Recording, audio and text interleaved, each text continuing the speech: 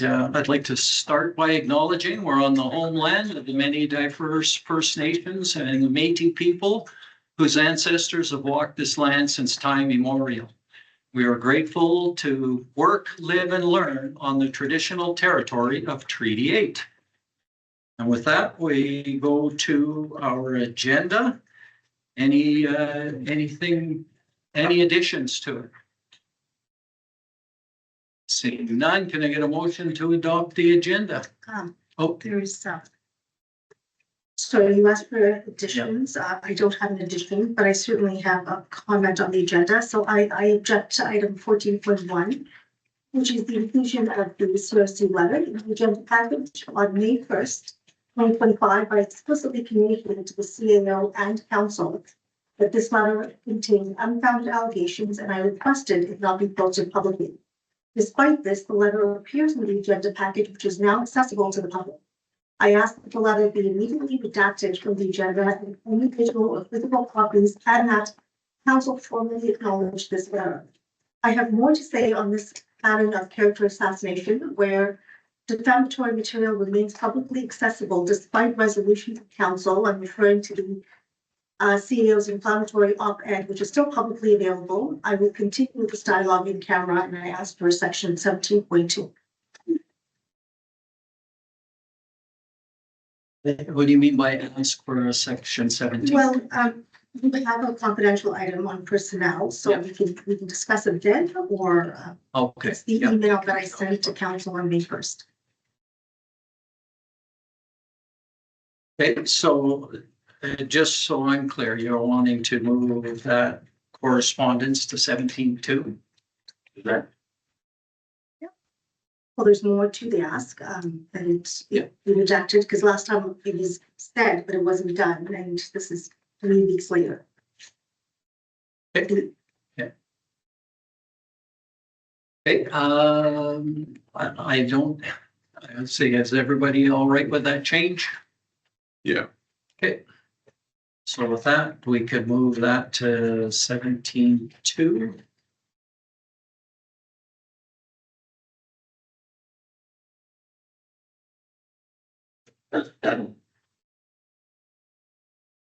And okay, so can I get a motion with the one amendment to adopt the agenda? Councillor Wakel. As amended. Right.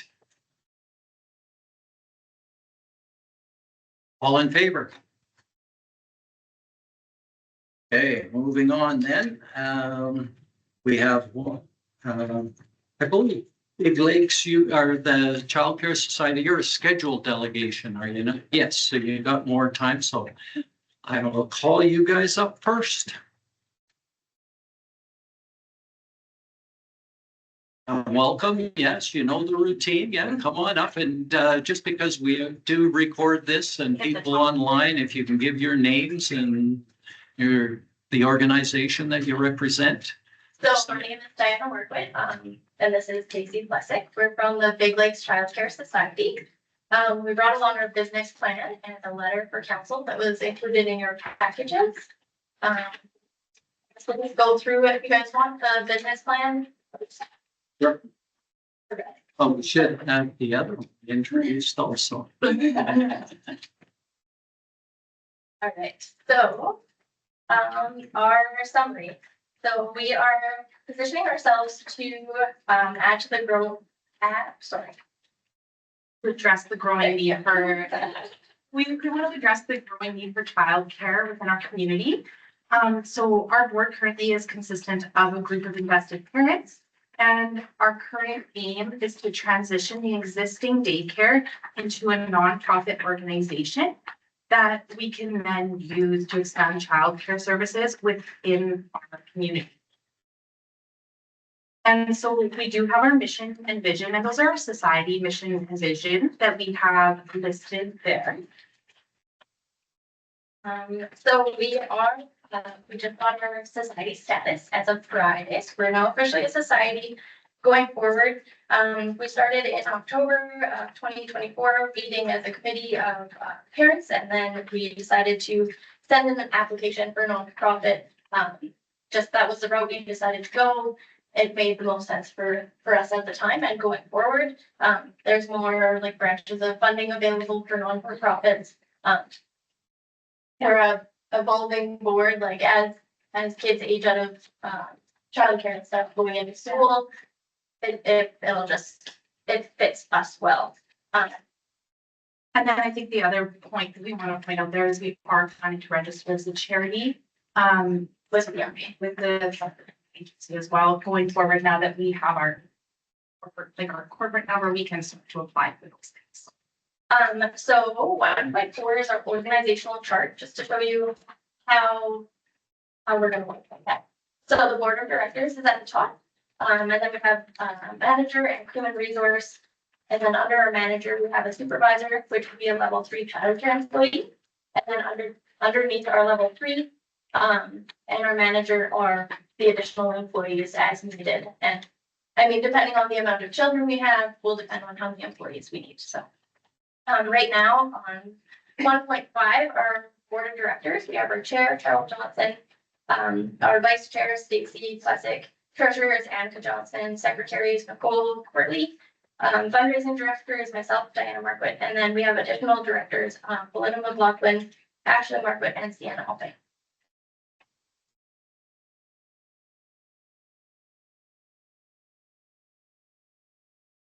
So our current daycare, so when we talked about our needs assessment for the community, this is in conversation with our current daycare owner. She would like to retire. She wants that self-facility. And we took that as an opportunity to say we can form a board and we can turn it nonprofit. So in the last year, there have been a lot of day homes that have closed. I believe there were 3 that closed last summer, 3 that I know of that closed last summer.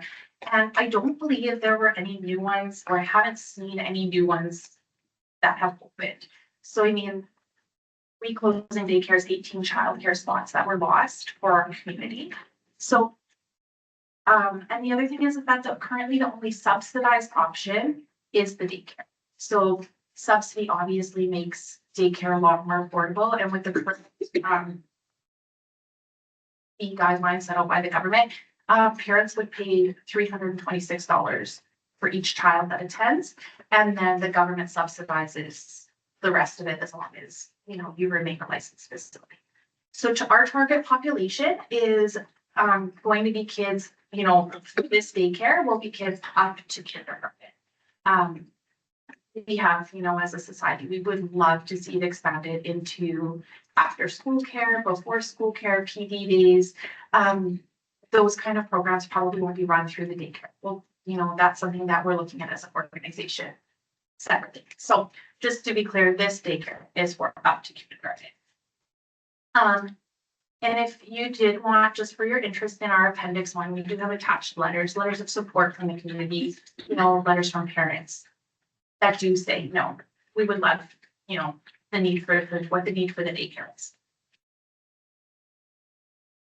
So our programs and services, the daycare program will primarily serve children under 5 years of age. The daycare will offer full-time, part-time, and casual options. The current capacity of the facility is 36 children. And then we have a breakdown of like what ages those children would be and how many staff are required for those children. Facility and location. So right now, the facility is located on the Ivory School Division land. And we have secured a 10-year lease with them. Once we take possession, that lease will going forward will last for 10 years with us. And you can see that one, the letter from the school division in appendix 2. The building right now consists of 3 modular units and a fenced outdoor play area. Adjacent, there's a playground at the High Prairie Elementary School. To increase capacity, the daycare would need an additional modular, which would allow for immediate expansion of services. Further improvements would include upgrades to enrichment materials, including indoor and outdoor toys, furniture, hygiene, and safety equipment. The daycare will be compliant with Alberta requirements for daycare licensing. So when we kind of looked at our area and what the need was, So we would say, in the Big Lakes area, our main competitors, and this is, this is more like in the High Prairie area. Once you get a little bit farther, we know Canuso is opening a daycare and Blair has an established daycare. And then, further you're looking at Valley View and Slave Lake. But our main competitors for our program are private day home, like private residences. And they just don't have the same quality assurances and fee structure that a registered childcare is. And like we said, we believe that there are three open as of April and possibly one closing before September. This is like a little bit of our years. Waitlists are full. Waitlists are full everywhere. So again, we would like to purchase and with the intent for expansion with an additional. And I guess like we said, like other options being further travel. There is also the option for play school. We did include that in here, but that is a bit of a different structure, half days, part days, only a couple days a week. So a bit of a different structure. Yeah, depending on the child's age, right, for them. With the play school, they're like 3 to 5 is kind of their age range that they allow, so. Yeah, and so like either half days Tuesday, Thursday, or half days Monday, Wednesday, Friday. So it's not the full-time care that we would want to provide. So again, our target audience is families that are looking for dependable childcare in the High Prairie and Big Lakes area. So with our number 5.1, the marketing objectives, increase community awareness of our daycare, with the focus on the same daycare operations with new management as a non-profit society. Improving the reputation of the daycare and increasing the community support in financial backing. Our target audience, like we said, is families that need childcare, companies that are looking to employ or like improve employee retention, and contributors looking to make community investments. Marketing strategies, we have Facebook and Instagram presence, community outreach by word of mouth, letters of support, and contributions by community investors, fundraising committee to hold public events to increase awareness and community engagement.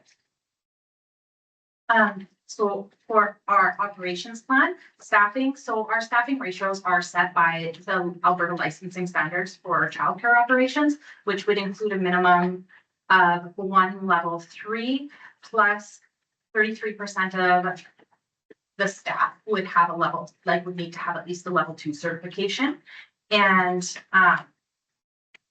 staffing requires a minimum of 7 staff on site each day to, allow for some break coverage and those things and still maintain the appropriate ratios.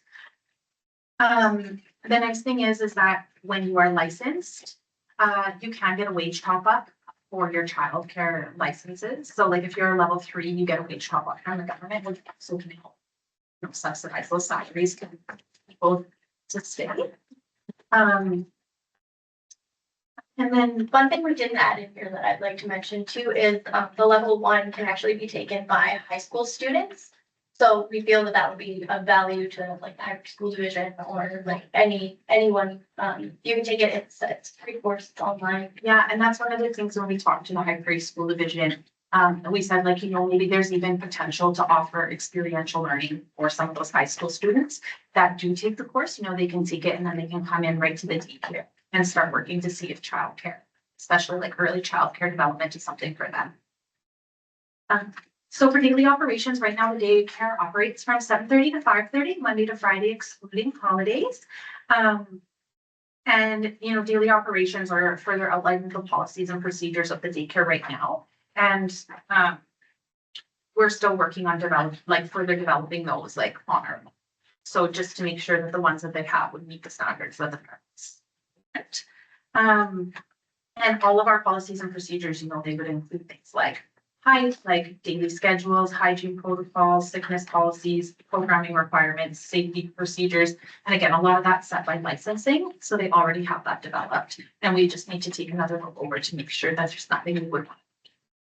So financial planning. So our startup costs The purchase price is $75,000. Licensing fees are $50. Our rent is $13.25. Unexpected expenses, we looked at past financial information and we figured around 5,000 is about where it would be. Rebranding for 2,000. The web page management 200, working capital 91,425. So our total startup, we put it at 175. And previously, I think there was some stuff that may have been mentioned about the debt that the daycare has, and we've made that it clear between us and the owners that there is no, like, this is the cost, there is no debt included in it, so really good information to have. So if we have 34 children in care, $1,234 a child. The parent portion, like Stacy said earlier, was $326-ish, and the government subsidizes just over 900 of it. Expense projections, so staff wages, we have excluding the government subsidy of 22,000 a month. That was our average wages from 2024. So relatively accurate.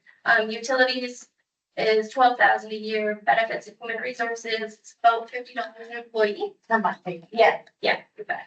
Insurance, 3,000 a year, the contract for the printer is $35, security, $95.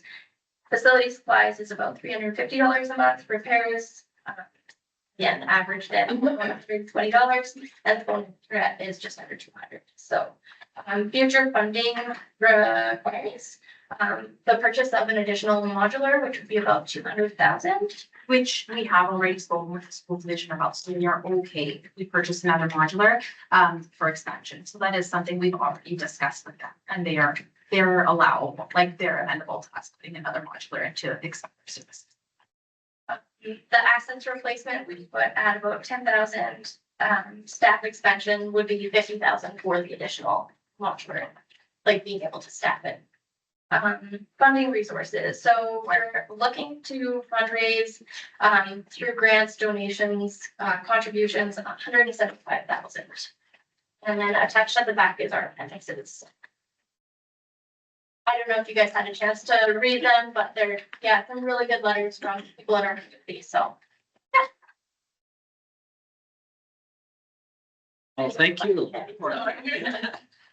I just thought I'm trying to get our, one of our counselors online. He's having trouble logging in. So Wendy, can you try resending him the link? For some reason, he's not able to get in with the link that was sent to him. Good presentation, and I know it's something that's, we need some sort of daycare and childcare in our community. And like you said, having the licensed one is very important for all of the grants and subsidies that the parents can get, so. And I think another big thing is a wage top up for the staff, like Yeah. being able to access that wage top up for the staff is huge, like. For a level 3, I think it's $8 an hour as a top up stuff from the government, so like. those It improves your employer retention, like drastically. Yeah, so important. Yeah, so I mean, right now, our biggest ask is really like financially, like we need to start moving on, like. So we're doing our due diligence, we're applying for grants, we're gonna start, now that we have our Societies Act, we can officially do some fundraisers, we can start getting the boots on the ground, and that's kind of where we're at today. It's, you know, we need to raise $175,000 so that we can start and be operational. $75,000 of that will be for our purchase of the assets from the current, from the current owner, and that includes, we would purchase it as like an operational business. So a lot of the staff have agreed to kind of with us, we are working with her level 3 employees, like her current manager, to stay with the company so that we can hit the boots, hit the ground with the running, so that we don't have to interrupt operations. Okay, thanks for that. Yeah, that was my question, is what was your ask is? Yeah, and 175 is not an ask from the town. That's our total, that's everything that we want to raise before we can, really make a purchase. So, we could, like we're asking like anywhere up to 50,000 would be amazing from anybody who can, anything that we can get at this point. We are more than happy to take. Like, Yeah, we're just grateful for whatever. yeah, we're grateful Yeah. for any support that any of the organizations. Okay, I'll open it up for any questions from council comments. Councillor Martins. Diana and Stacy, good to see you, and such a thorough, wonderful job, so thank you. And sitting on the committee for attraction and retention, how often, so we did a survey to the rest of council a year ago, and this was one of the big top 3 contenders, having daycare, and I speak to young moms and our Simpy moms and daycare, so thank you for championing this cause, and it's nice because I know I've talked to you and I know how it's been an issue. I've asked my questions of you privately, and one of them was exactly that, what's your ask? But I just wanted to echo that, thank you for taking this on. It's a great job on the plan. It's good. Easy to understand, and Yes, and if you have any other questions about it, if you take it home to like read over it, please reach out. I think our email, our group email is on the first page, or our phone numbers are there. Harold couldn't make it tonight. But Harold's our chair, so you're more than welcome to call him. You're welcome to call me. My cell phone number is there. and thank you for galvanizing this so quickly. It's lovely. The question is, when are you looking for council to make this decision? When we were in discussion with Lorraine, she wants to sell, she said by summer. So we need, our next meeting with her is actually tomorrow evening. So, she should be at our meeting. So, she said summer, so we're gonna clarify like what her timeline is for selling. So ideally though, we would like to have a purchase deal in kind of by the end of summer so that we can make the, purchase from her. So the sooner we can start fundraising, the better. So like I said, we just got our Societies Act on Friday. So our next board meeting is tomorrow, and we're really trying to get our fundraising going. Councillor Yushin. Yeah, just wanted to say great to see you both come in. It's very exciting, and congratulations on moving so quickly. That's fantastic. Anyone else? Councillor Stenos. So would this be a one-time donation, or would you be coming back as requesting funding year after year? I mean, our ask right now, I don't think would be a year after year. This is a one time, but like if the town would be willing to help support us, we wouldn't expect this caliber of a. No, this caliber of an ask is a start. And then, going forward, like we want as big of a timeline, right? Like even getting an additional modular, as much as we want to do it right away, our initial startup is kind of our limiting factor. And then from there, we'll also have a little bit of revenue coming in, right? So we can start to take some of the revenue, stash it away for our future purchase to like with the goal of expansion.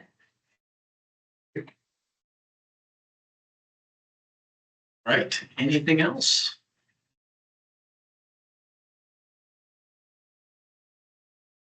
No, I'll echo, thank you for coming in and a great project that we definitely need in town. So great to see you guys stepping up. Yes, too. We got John on the phone here, but you resent I sent it to a new address here. Oh, Sent okay. emailed. See, John, there was a new invite sent to you. Do you want to try logging in on that? To the Hotmail address. To the Hotmail address?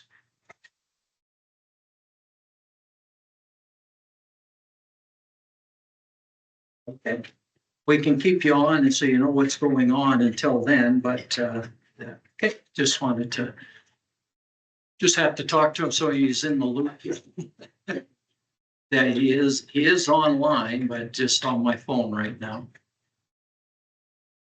Okay, he's checking for the email, and I guess now we'll open the floor for any public delegations. Barry, come on up. You know, your the usual routine, so you give your name and what you're here for and use the mic, just hit the speak button, please. Good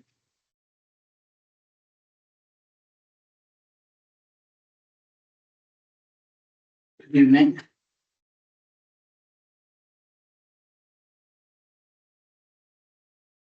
Most of you know me.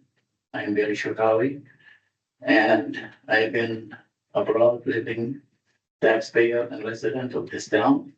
I have raised two families, owned numerous businesses, and I was elected and voted in numerous boards and organizations.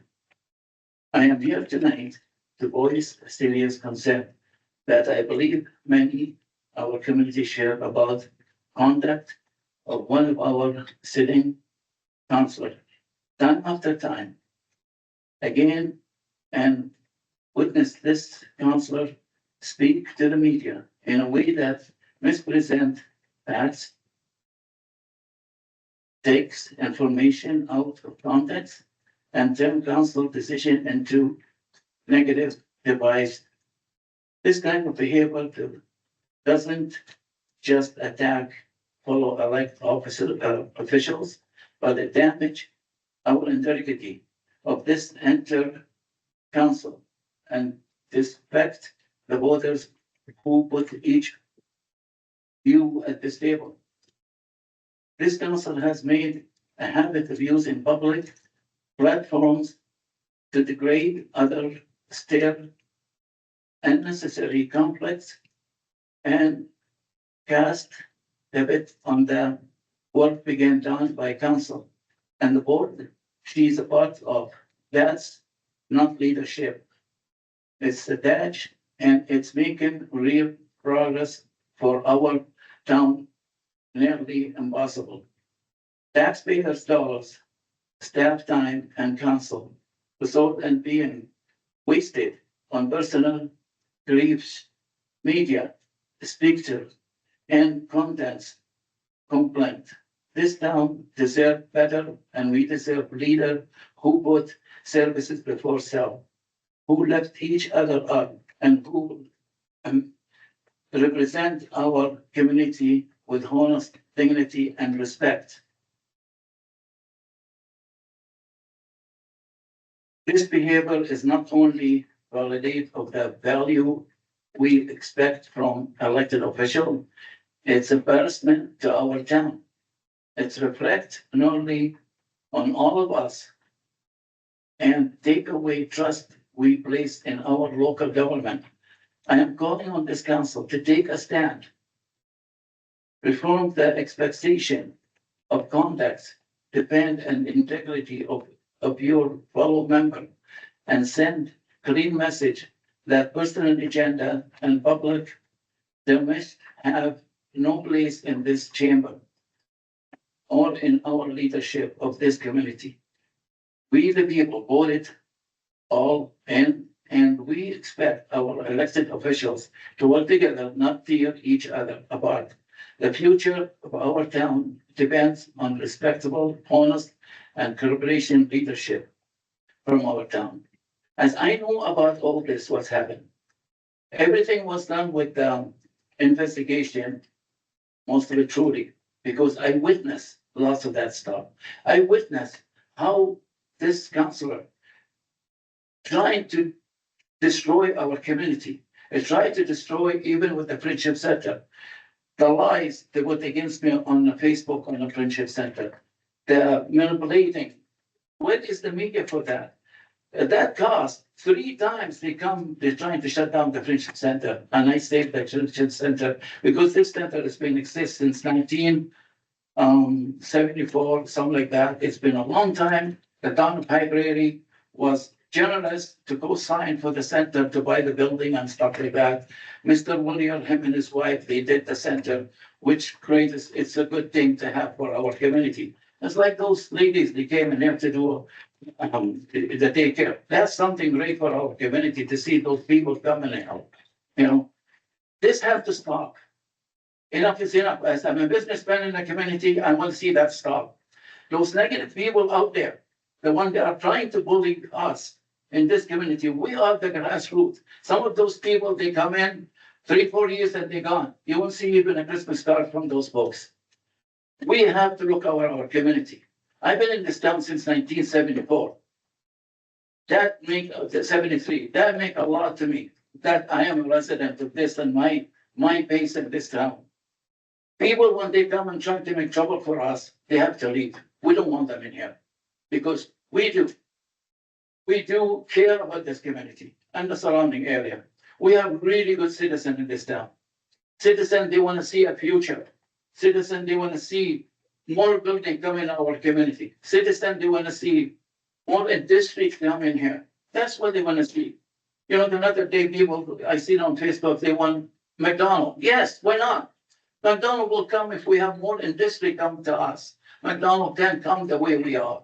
People now, they are talking about, oh, Maswell will be joined the county because we don't see what's going on. You know, I'm proud of my town. I don't want to see my town to join the county, but in the end, if we have to do it, I guess we have to do it. But we need something. Those two councils, they can't keep fighting every meeting and wasting our time and wasting your time. People out there, they want to come and do business in our community. No, we're not going to go in there because there's a problem with their council over there. There's issues with them. We have to fix that. I'm sorry, I feel for my community, my heart with this town. And I care about this town, and I'm sure each one of you care about this town. This is something we have to fix. Is we have to stop. Enough is enough, and more lives. The Friendship Center, they lost their funding. But thank God we have some good folks to stand up for it and keep it safe and keep it open for the community. Keep it open for the people who want to come and have a bowl of soup and have a cup of coffee and something like that. We will to stay off the book for a while. Coming back past for 5 minutes. That's what we need. But, Real reverb happening here. Is that from my phone? Sorry about that. Yeah, we're at our Fine. time there. Yeah, it's an echo. With John joining in here. Just a sec here. Sorry about that. I'll hang up. Get John to mute his Is mic. that better? Anyway, I'll just mute this one for now. Yeah. Sorry, then we can figure it out after. Yeah, can you hear me? Okay. You know, when they say no, I was there when this council, she was there when they did the petition to take council at that. Why? That council, she was a deputy mayor. That council, they said, oh, when we take the mayor out, she'll be the mayor. That's not the way to do things. Not that the way, and you can't lie and say, you have nothing to do with it. Yes, you had. Yes, you had came out with information about in camera. Yes, you had. And I swear to God on that one. And I could go to the RCMP station if they have that light detector. I'm sitting on that one and tell the truth. Enough is enough. It had to stop. It had to stop. I can't take this anymore. So lots of folks in this town, they can't take this more. Believe me, before I came in here, I have lots of people talk to me about this. And they say, Barry, you gotta go and stop that. Let's stop it. October is coming too close. So let's get things settled down. Enough coming out, bringing stuff. No need for it. Let's work together. Okay, Thank you, sir. thank you very much for your presentation. Well, if there's any questions before I wrap it up. I'm sure those councilors feel the same what I'm saying. You could go ahead, James. Don't be scared. Just leave it. You said it very well, Barry. Good. But I think we do have our 5-minute time limit Yeah. there, Mr. Mayor. Running out of the time on it, but thank you. Okay, thank you so much.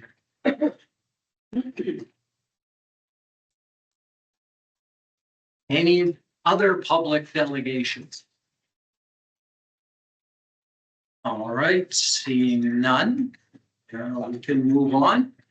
But before we do, I just want to check with John and see if he's able to see us and hear us. I am. Can you hear me? Yes, we can hear you now. And no reverb. Yeah, I hung up my phone. That was creating the issue. Oh, that's what was the issue. Okay, perfect. Okay, thank you. We'll leave you on so you can speak up whenever, or you can mute your mic when needed. All right. Okay, thanks for joining in. All Thanks. right, moving on then. We are on to our fire chief's report. Can I get a motion on this one? I move that we accept fire chief's report for information. All right, thank you for that. And I'll turn it over to our chief. Take it away. Good evening, council. Firefighter activities, regular Monday practices, training. We just did a basic WUI training exercise. Lesser Slave Fire put it on for us or instructed it. We had 8 members from High Prairie attend, 6 from Big Lakes County, and 3 from Smoky River. So it was pretty fun. We got to involve all the surrounding agencies and bring them together. I'm still working on closing off that grant. I've sent all the paperwork in. I haven't heard any approval that it was accepted. I'm still continuing with the wildfire mitigation strategy. We have set a date for an in-person on May 15th. We have people coming in from the Big Lakes counties coming in, Alberta Wildfire, a couple public works, and myself will be there. I have appointed Edwina Ailes as the new deputy fire chief for High Prairie. On April 5th, we had our members awards and recognition night.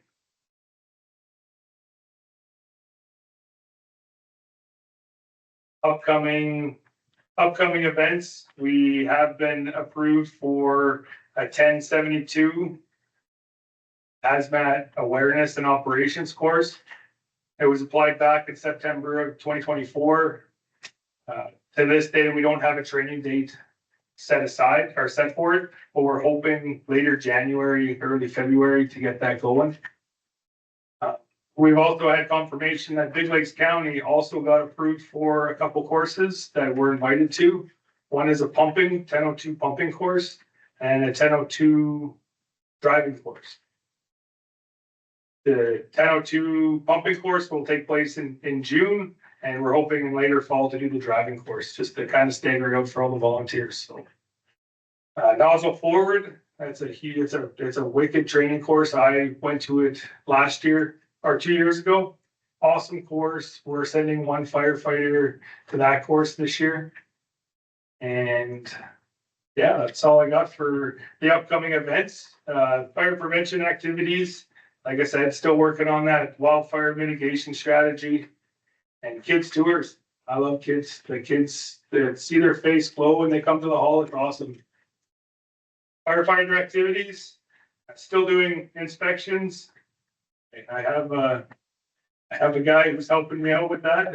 And thank God for him. We've inspected 3 new inspections this past month in April, and we still have 2 outstanding. But they're working hard to close off their deficiencies. Other than that, refer to the chart.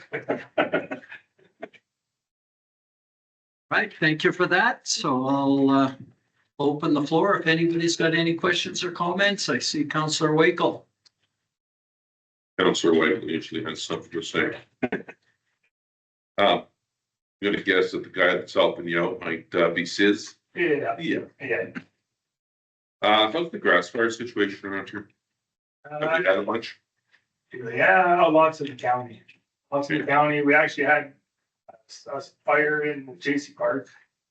But that was quickly extinguished.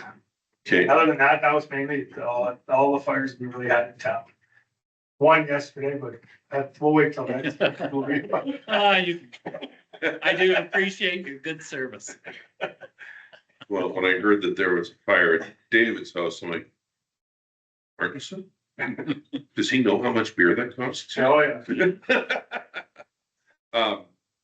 Well, that's good. The fire mitigation stuff, like, I mean, they had the fire in JC Park. Does this include the mitigation stuff, cleaning up some of that? Like the deadfall and the undergrowth and the whatnot?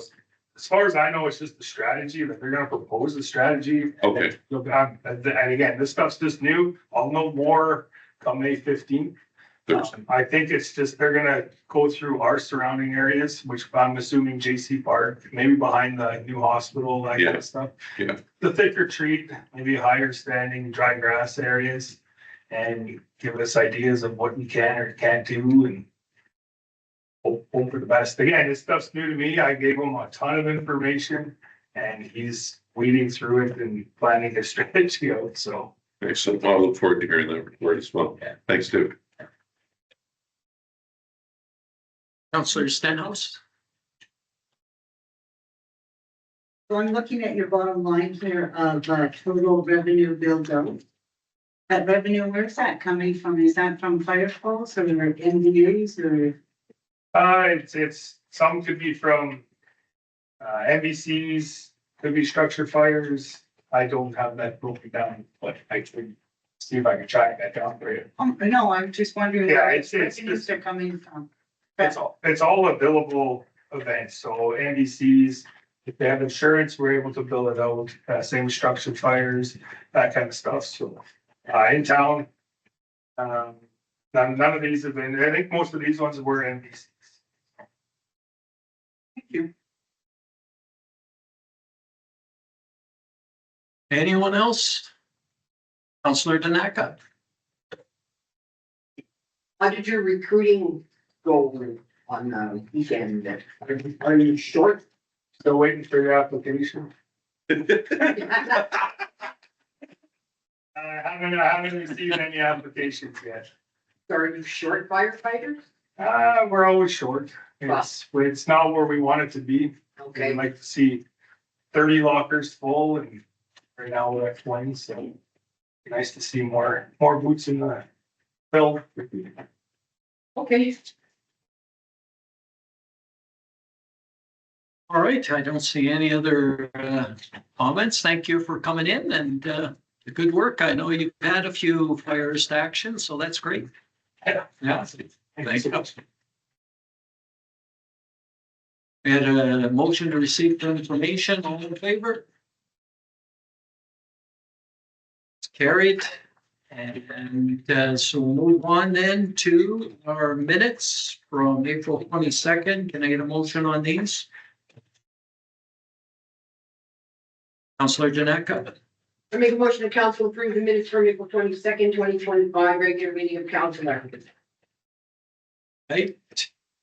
Any errors or omissions in these?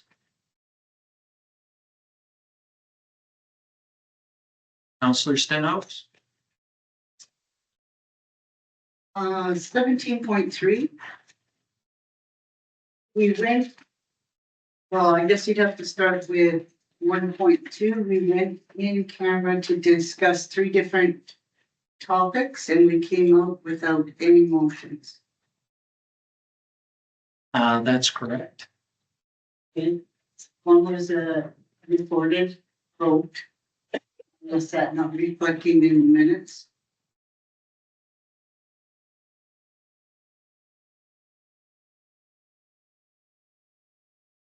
I was no recorded vote. I don't. It most certainly was. What is it? It was the motion to publish the article and there was vote changing of Donna at the end, but she was not voted no. Oh, that's right. Then this should also note in here, and thank you for reminding me there. I did leave that in camera session, so that should be noted as well. That I left the meeting at about 9:30. That should be, that needs to be reflected in the minutes. It should be, yeah. No, good pictures, Tim. So with no motions, then there shall be no actions, correct? This council only acts on motions and resolutions. Yes, correct. Yeah. Councillor Martins. Well, the motion was made, it just hasn't been moved. It wasn't reflected. Yes, So it we'll have to do was on the negotiations. There was no motion made on the negotiation.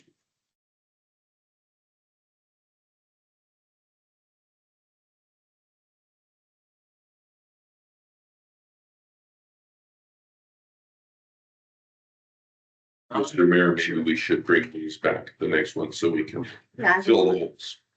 Yeah. There should have been a motion reflecting that council, mayor and deputy mayor would attend Oh, the meeting. Okay, we'll bring them back and we can bring the minutes back to the next meeting to finalize. We do currently have a motion on the floor. Yes. But, so we'll ask Councillor Danak, are you all right to amend your motion to, I removed my motion from the floor. okay? Would somebody like to make a motion to bring back the minutes with the changes discussed? Councillor Wakel's making that. All in favor? Carried. Moving on then to our new business, agreements for council to review, starting with the Peace Library Association. Can I get a motion on this one?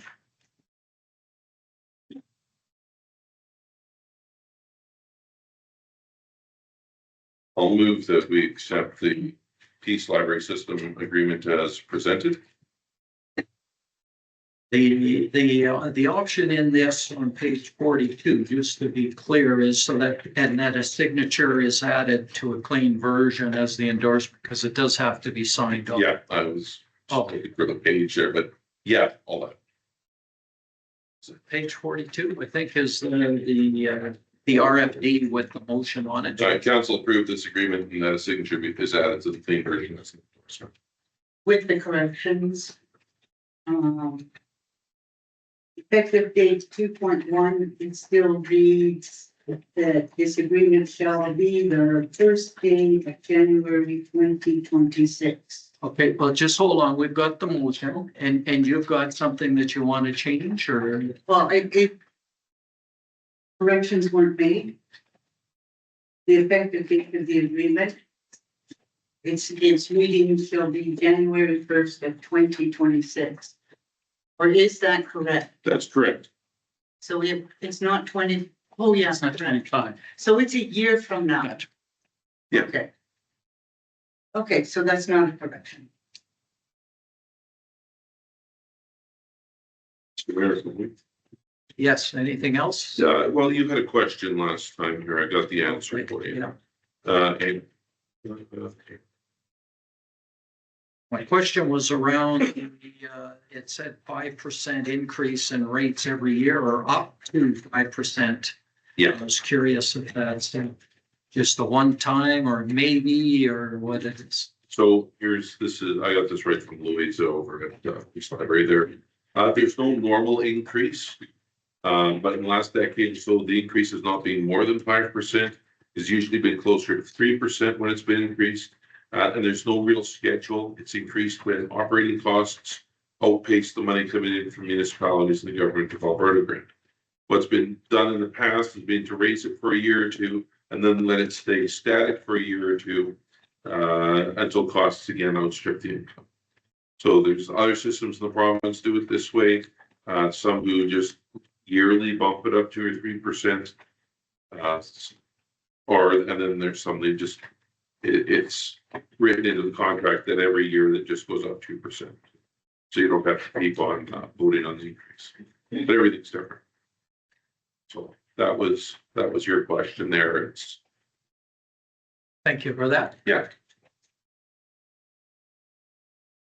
Any other questions, comment on Councillor Danaka? Have you, discussed this contract with the library board and they had no misgivings or anything? This contract is not between the That's library. right, right, It's right. between the town. Never mind. Yeah.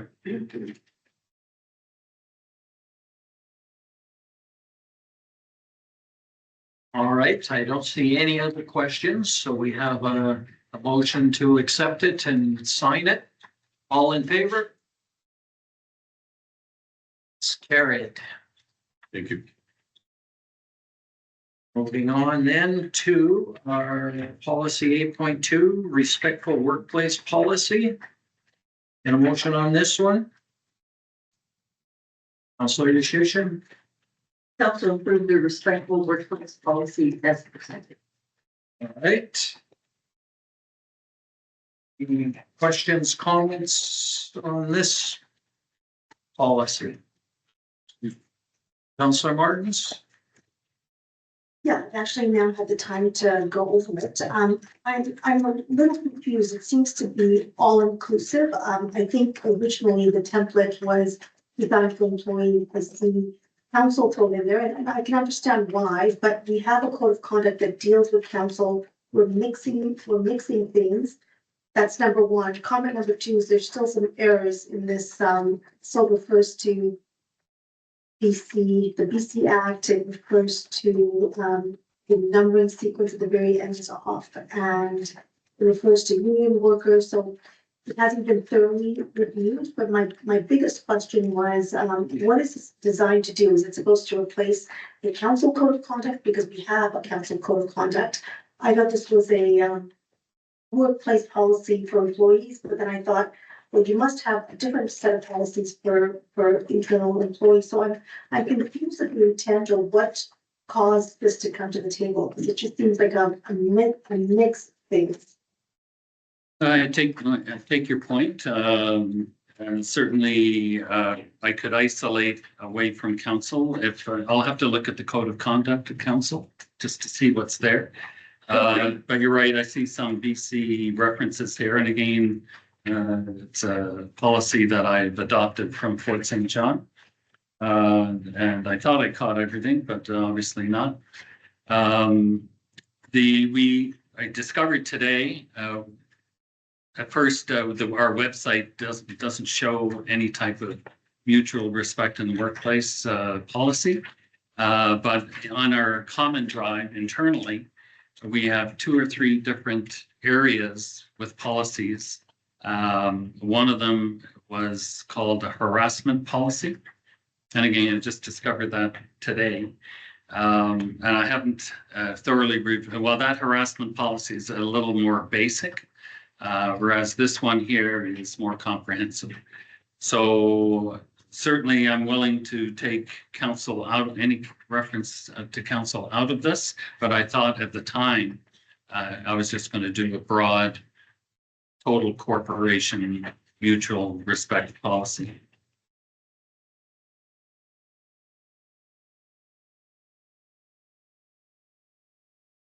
All right. So just so I'm clear, this one would replace the other ones that are on? It would replace the harassment policy. Okay.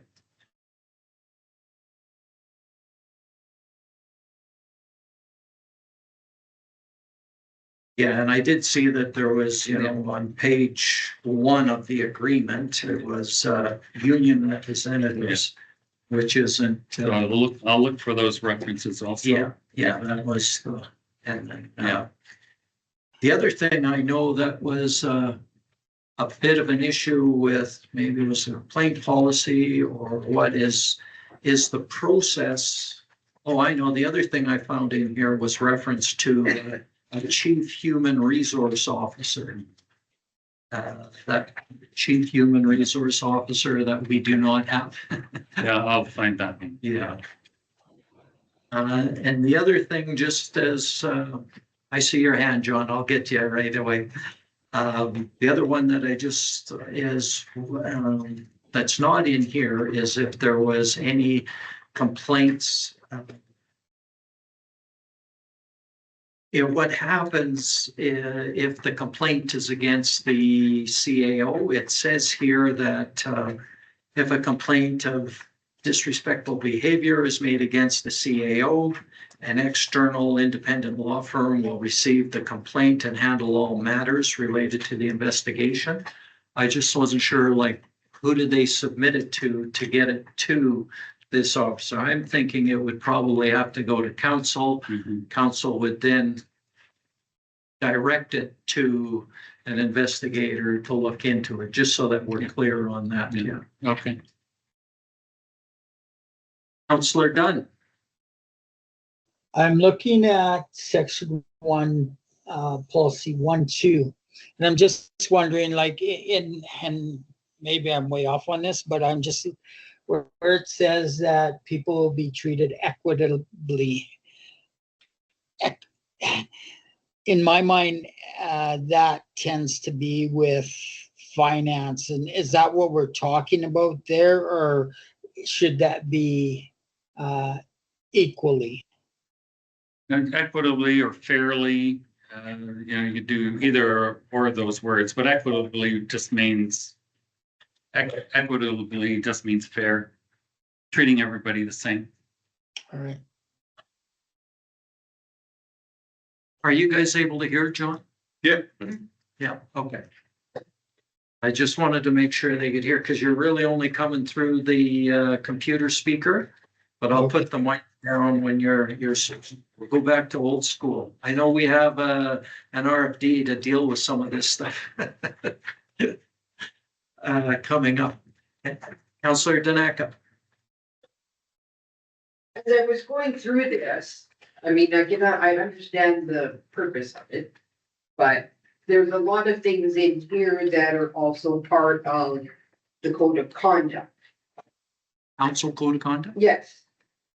So it's kind of like there's an overlap. I don't know if there was supposed to be like a separation of the, like the respectful workplace code of conduct, because a lot of the things that are in here are in the code of conduct as well. Mhm. So I'm a little sort of confused. Yeah, good point. And again, I think I'll have to look at that code of conduct to see the parallels here. And what I might do is just take council out of this mutual respect in the workplace policy Okay, and do something like that. I think that's the way to go. well, to me, that would make sense because we have our code of conduct. And this is more sort of the broad workplace. And then I'll be looking at the harassment policy that's there from 2020-ish. To see if everything that's in that is covered here, plus whatever I've got here. Okay. So further revisions are required. Yeah, and I think the other thing, we know that the province is going to be dictating council's code of conduct in the future. Yeah. It won't be our existing one, but the province is going to come up with one for all municipalities across the province. Councillor Martins? Just waiting for everyone else to get a turn. We talked about this at either committee of the whole or something, and it's kind of a tangent to this, but we talked about a whistleblower policy, and I know that, I don't know if it was previous CAO or David, if this has come to you, but do you recall that, Mayor? I remember you mentioning it. Like, I know it's not exactly a respectful workplace, but it sort of has, similar tangential, like, I mean, it just came to my mind. So what are we doing with something like that? We don't have one currently. When I was going through the file directories, the internal ones this afternoon, I did notice a whistleblower policy. I didn't read it, I didn't open it, but I'm familiar from Fort St. John at a federal crown corporation with the policies they have for whistleblowers.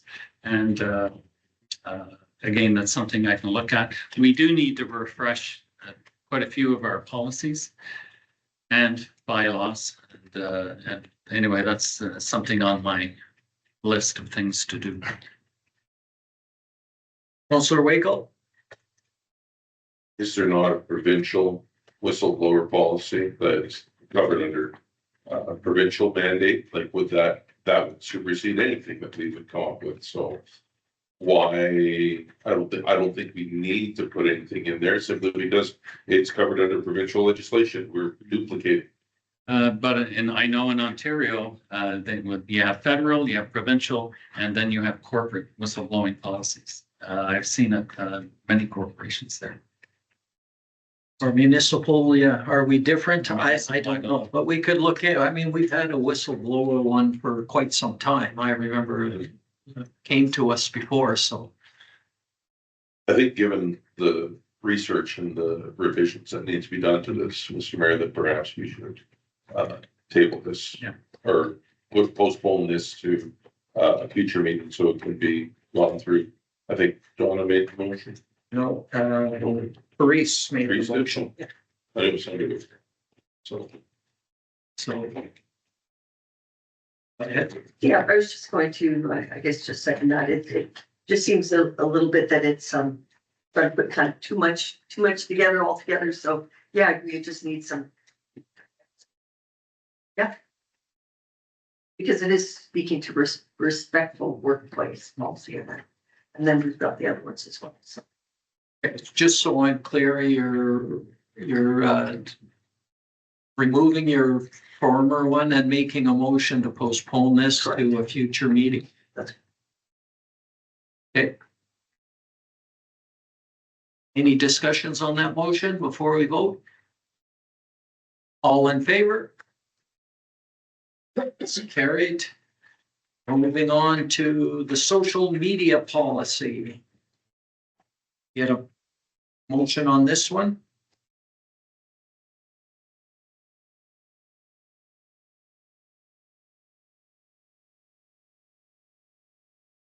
Well, to get the ball rolling, I'll make the motion. The council approves the social media policy as presented.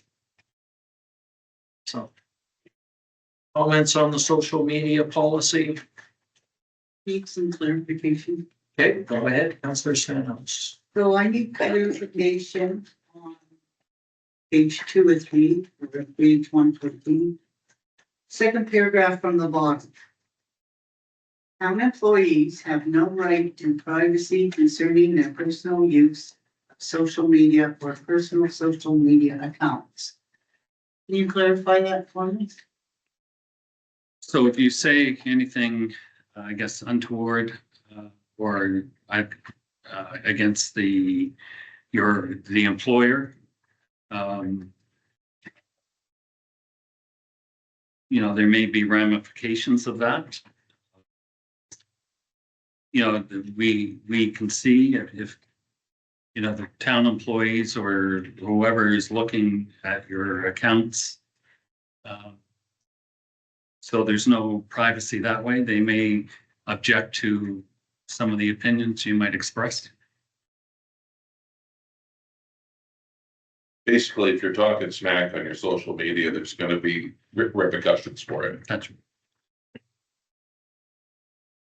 If I said something negative against the town, council would. We'd have a discussion. You'd have a discussion.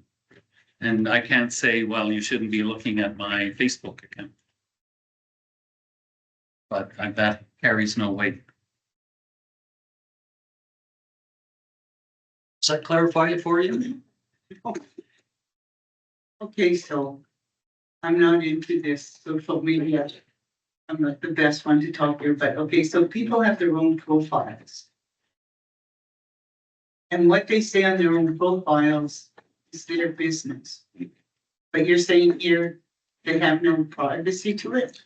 Actually, I've got a great on when I was looking for work last year. I got pretty close to being hired, and they wanted to look at my social. Well, they asked for your Facebook, your LinkedIn, and other accounts. I was only on Facebook and LinkedIn, and they have a special program. These search companies, and they will mine. They will drill down to 20 years ago, and I think I happen to have a repost of a Donald Trump joke, and they said you should take that out. And if you take it out now, we won't report you, but they will drill down for something like that. So there's no privacy when you're looking for work. And it can be no privacy here if you're an employee or if you're representing the town and, you know, happen to say something inappropriate. So, They're not asking for your password, no. but if you post something on your public page, that it's public, and if an employee is talking smack, then that goes against you. But, no, I'm talking like people have private, where you only have, you have your 10 friends. Doesn't matter. If it's there, if it's on social media and it's 10 friends, it doesn't matter. It could be 10 friends, it could be 100 friends, it could be one friend. Social media is a public forum.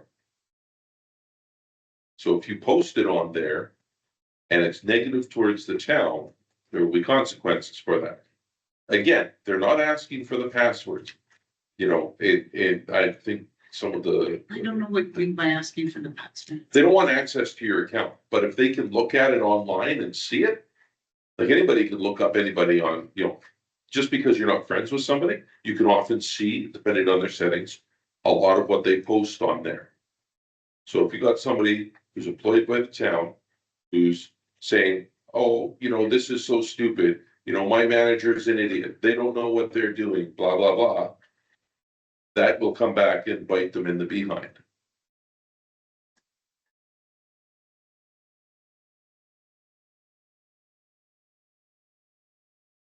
Doesn't mean that you're gonna be fired or terminated. I mean, unless it's really bad, but, there's no privacy when you decide to have a social media account.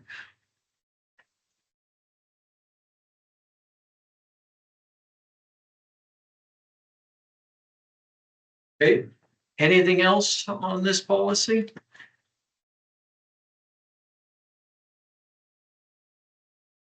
Right, seeing none, we have a motion to accept the policy. Oh, Just a revision, if I may, page 2 of 3. Currently approved social media channels, says Twitter should be X. It should be X in brackets, Twitter. We all know what it is, and we all still call it Twitter, but it is an official document. Good catch. Elon Musk. And yeah, nothing else. So my motion is to adopt the policy with that one amendment of Twitter to X. All in favor? John, was your hand up to vote?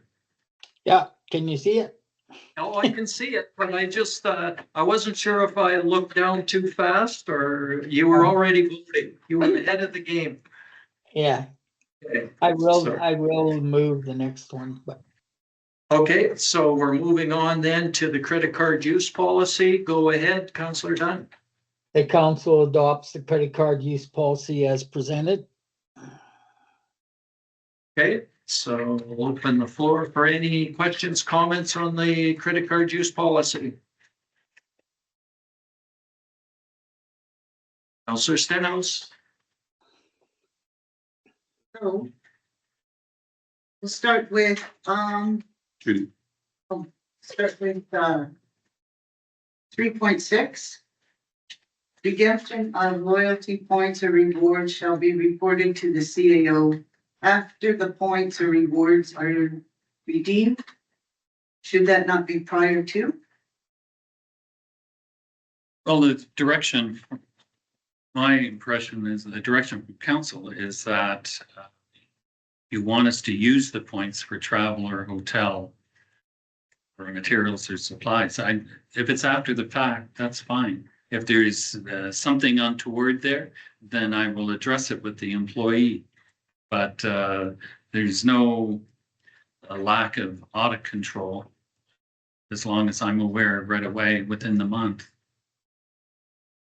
you know, what's gone on with the points. Now, we haven't used a single point yet, you know, so we're still trying to figure that out, how we actually do it. And I know Shanda's still waiting for authorization from the credit card companies. And we're hoping to get that pretty soon. There's only, if I read this policy right, there's only two people that can redeem the policy in the organization. Is that like the CAO and the chief financial That's officer? right. Yeah. Has to be one or the other. Yeah, So, to redeem them, but, when council use them for, like, when we have to do one, when sponsorships come up and say, yeah, let's get in some of those points in license way for that sponsorship. but again, it would have to go through the CAO or Yeah. so So you council request- could make a motion, To, but it would still have to be processed through them. They do the physical. We don't have access to that account. okay, so the big concern here with this policy was addressing the use of Expedia points or Expedia accounts. So what I was looking for in this policy was if you were going to a conference on behalf of the town paid for by the taxpayers, your fees, your hotel room should be booked with the town credit card so that the town can redeem those points. Not using personal Expedia accounts. And that's addressed in here. No, it's not Expedia. Expedia is not addressed in here. Well, So It what, how gives would you you the like to work? choice of using the town account or your own personal account. We have to eliminate the personal Expedia accounts. Because technically, it is the taxpayers paying for it. It should come back to the town.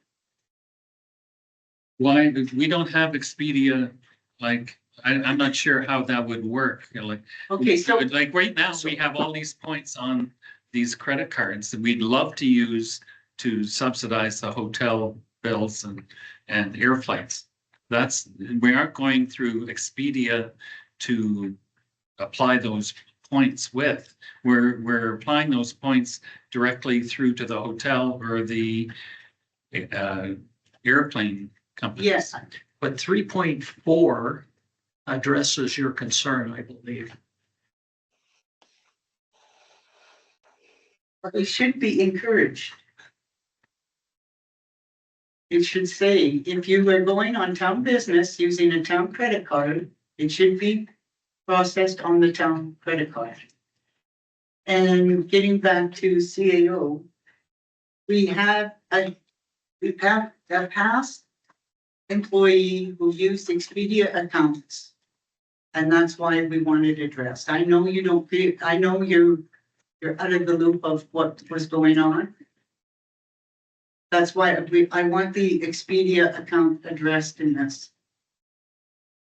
So, go ahead, sir. I was just gonna say, if you have to use the town credit card, you can't use that through an Expedia account, right? Like you're using the town, and once you're using town credit cards and points, you can't really do that. I mean, I think there's gonna be some limitations on, as opposed to encourage. Encourage might not be a strong enough word. I No. agree with that. And shall use unless there's extenuating circumstances or something like that, Yeah. right? Because there could definitely be occasions when it won't work. So as opposed to encouraged, employees will use a town credit card instead of a personal credit card for business expenses, except in extraordinary circumstances, something along that Something lines. that way. And to address that, no more booking rooms under personal Expedia accounts. Councillor Wickle, yeah. I don't think we want to specifically name Expedia. I think what we should, Third party. yes, no personal third-party rewards Right, cards. right. Councillor Martins? But I'm not finished. Oh, Go sorry, ahead. sorry. You guys are still on the topic, but go ahead, but come back to me, okay? Okay. Go ahead. So we're calling them cards. Expedia, Travelocity, Hotels.com, those aren't cards, they're platforms, they're booking platforms. And the case was that in the last year or so, I know this because when I went to go check into my hotel, you've been booked by a third party. So you still use the credit card, the town credit card, which is per policy, but the booking was done through, I'll just use Expedia for the sake of using Expedia, it could be Travelocity. Okay. You all right? No, Something happened? yeah, sure. It's back. You need another. Yeah. Take John's. There's this one here. Or this. It's all terms of. That's twice on council, a chair's tried to kill me.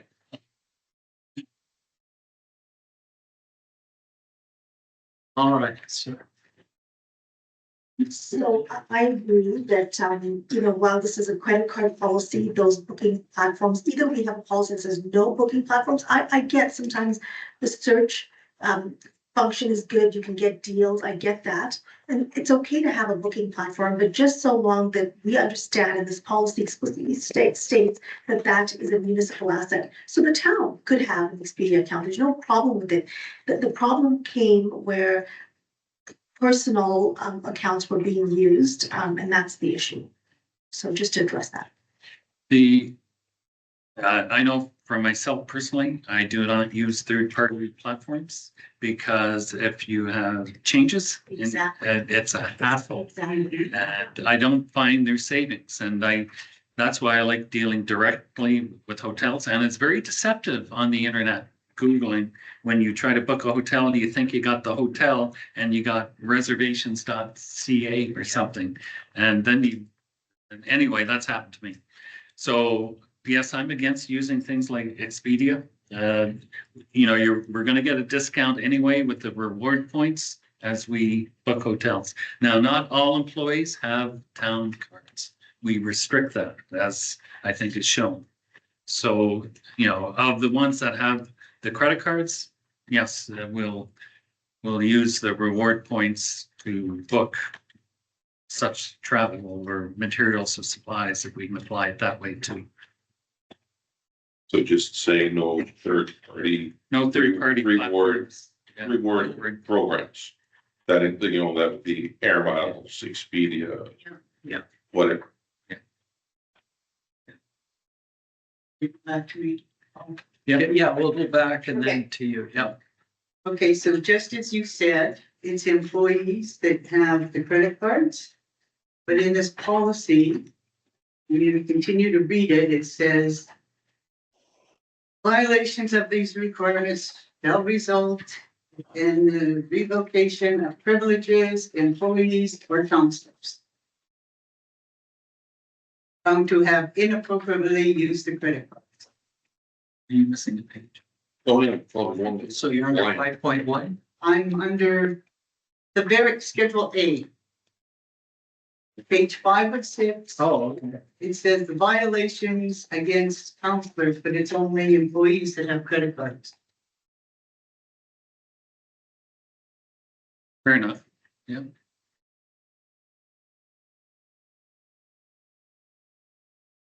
Yeah. Yeah, I'll take that out.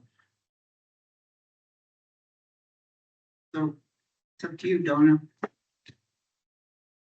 Councillor Daneka, yeah. So I just want clarification. Because when council goes to a conference or certain councils go to other conferences, that's booked through Standa or somebody books it Yeah. through the town. So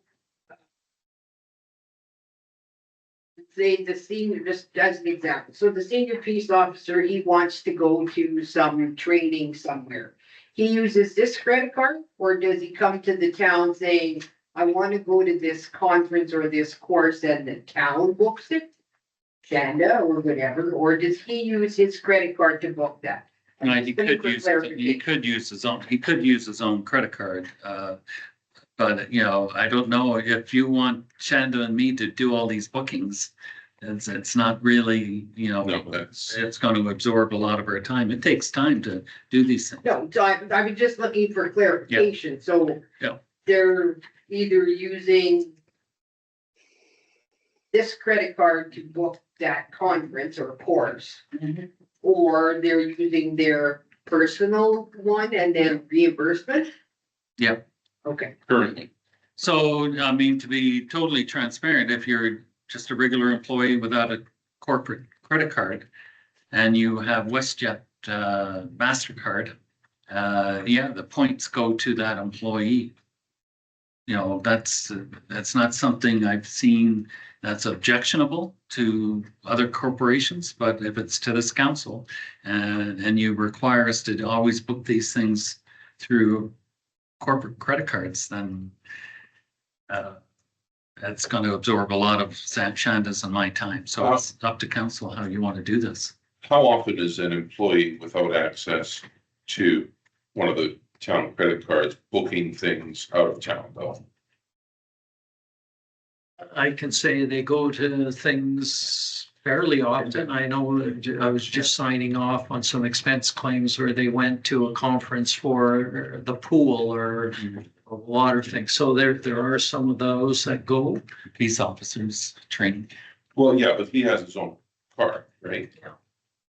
So So like, it would it does not have- be the department, would it be, it doesn't have to come to the senior management to do that. They would go to their department head, say, hey, I'm going to this conference in Edmonton or wherever. Book me the hotel, right? Because no, you guys, I don't want you guys booking hotels. I can see, Janice actually has got something to say there, so I'll let her. So yes, they usually go to their department head and depending on, so if it's one of my staff in the office that need to go on a conference, I usually book it for them. And what you have to do is fill out a third party authorization form so that that credit card can be used for that other person. Yeah, so it's the department heads that would book their employees. Yeah. So. Then the town credit card is being used and the town is accruing all the points, such as they are. Well, and you can also book the hotels using points in a lot of cases too, and that's probably use those points up, so they're. Well, yeah, I mean, in that case, then it would have to come to one of you using the points, but I mean. Yes. Thanks.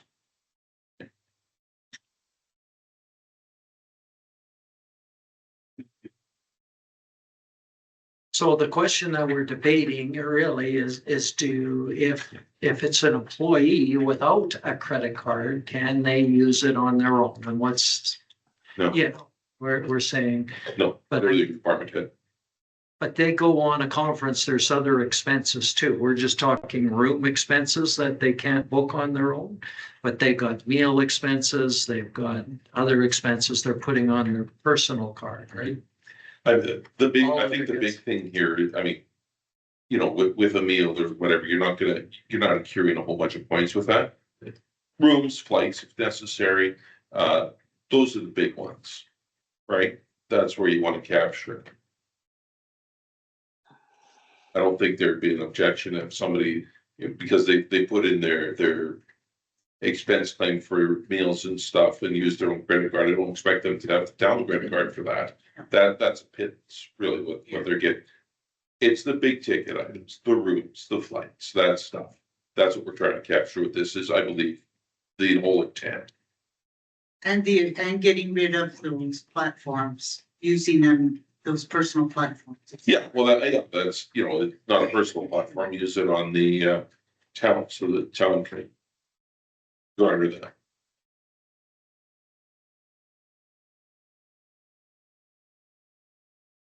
Okay, where are we at with this here? We've got some changes that we'd like to make. Do we want to see it come back or we? Most of the changes are small, but the only one that isn't is, I guess, employees will use a town credit card instead of a personal credit card for business expenses. They can't always do that unless they have the town credit cards, right? That's the, and we'd need a statement in there that they're gonna be using personal ones and then getting reimbursed if they have to. And the town credit card has my name on it. So you can't really give it to another person. Because they don't have their name on the credit card. That's so, David Joy. so let's, I didn't write down who made this motion. Oh, it was It's John. John. Okay, thank you. So John, I'm just wondering if, hearing that we'd want a few other changes, I'm gonna suggest that we bring it back with the changes just for final approval. Yeah. Would you be all right for that amendment to your motion? Yes, it will. Okay. So we made those changes, you'll bring it back, okay? We'll postpone this one till the next meeting. All in favor? It's carried. And 8.5 ICF agreement. The RFD for this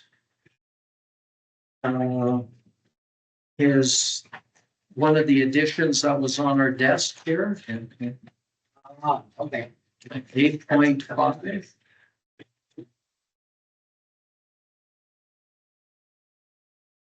So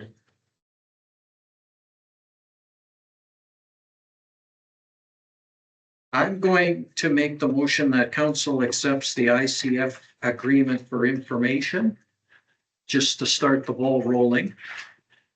And ask a little bit about the ICF agreement. Now, I know I missed the one ICF meeting. Is this, that's what, this came back and saying everything in here was the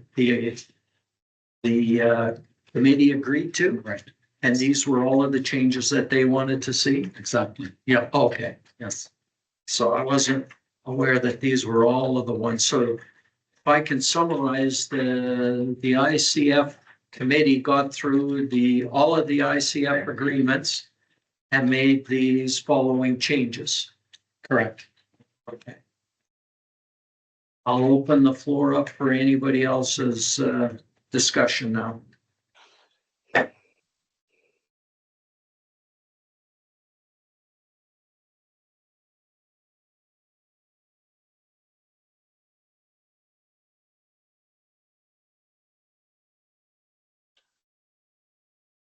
And if anything comes to mind after this, we still have two more weeks, 2.5 more weeks before we meet again. So I'd welcome any suggestions if you want to strengthen the ICF and where it already is. I'd like to talk on a couple topics. Okay, go ahead. I'd like to talk on, go to page 138, number 16, animal control.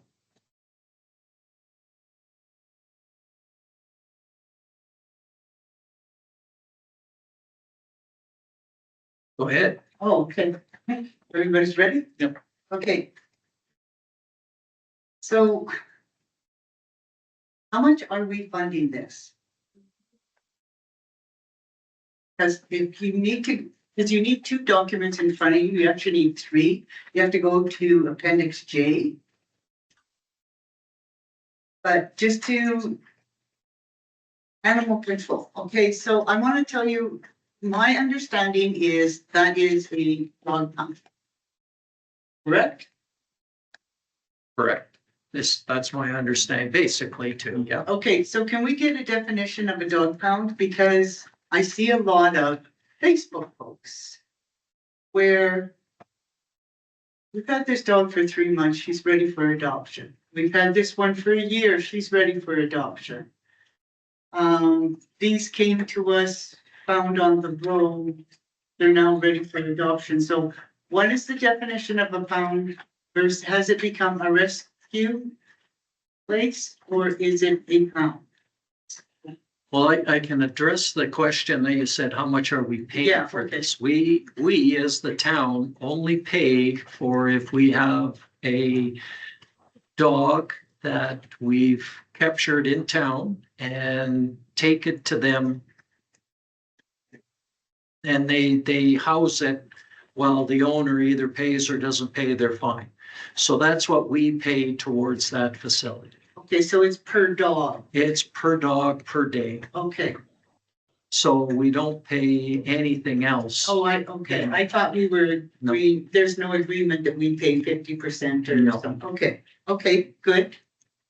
But again, is it a pound or is it a rescue? Not ours. We use it as a pound. Maybe they use it more as a rescue, right? Okay. Yeah.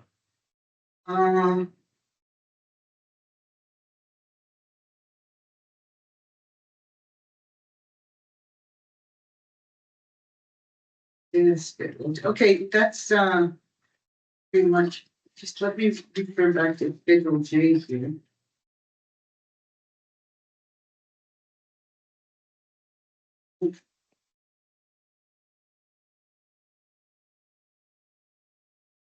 Okay, I'll just leave it like that for now. If I have questions, I'll email you Sure. to get more clarification on it. And I want to talk about the airport. Didn't see it.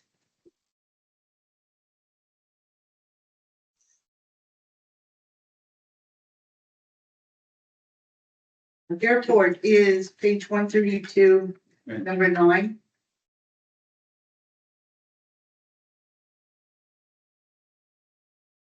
So we share 50% of the operating costs. And the maximum annual contribution from the town will not exceed $50,000. But we did approve a capital project for them. So that would put us over the 50,000. There's another section in here that any capital project, if the other member wants to contribute to it, that they can. So it has to be requested. It's not required. So it's optional. Oh, okay. And then it's dealt with on an individual basis if there's any capital projects. Okay, so here's my scenario. So we're putting in 50% of the operations, the budget. So what if tomorrow John Doe, and we've contributed to the roof. So tomorrow John Doe comes to Big Lakes County and says, I'll buy that airport. You're gonna run it privately. We're completely out of the loop then, right? Yes, it would be their airport at this point in time. Even though we have contributed year after year to keep it up to date and. Correct. It would be the same if we wanted to sell the arena.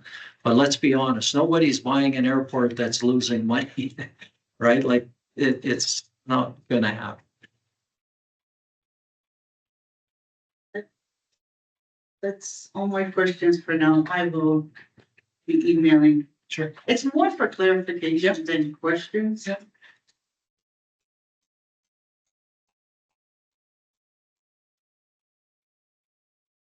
Okay, anything else on this? So I made the motion to get this started that we received for information. But and just again, I want to go to the, we approved the agreement with the accepted revisions. Is this expected to be, are they signing off on it too for the next meeting? Like I said, I'll have to ask. so, I think they would, it'd be a clean version, so we'd re-sign. But I guess so that it doesn't come back to council, and then if council has any concerns, if before 2 weeks, they can bring them up. But are we saying that we accept this agreement, we approve this agreement with the accepted revisions? Unless you have anything else. I'm going to amend my motion just so that it doesn't have to keep coming. Oh, There's hold questions on just stuff. 1 second. Well, there was comments, yeah. In regards to water, there was a memorandum of understanding that should have been included into this ITF agreement that was spelled out between the lower level of the operations, that we can share operators back and forth. Because we need to have a level 3 operator. I don't know where that document has gotten to from these discussions. Oh, that's a good point. So I would like to see that memorandum of understanding officially adopted in this document.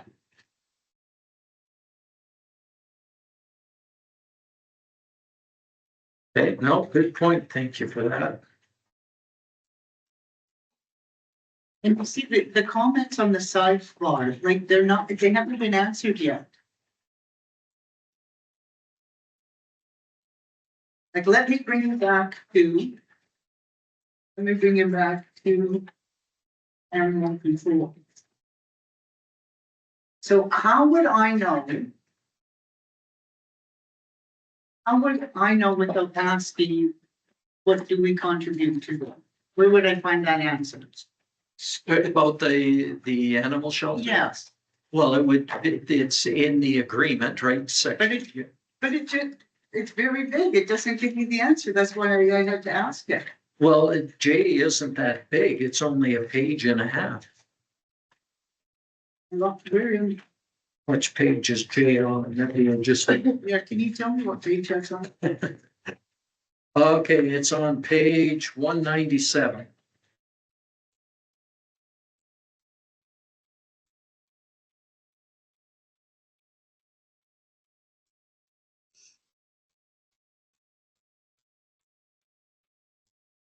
So the ICF agreement is a collection of a lot of these,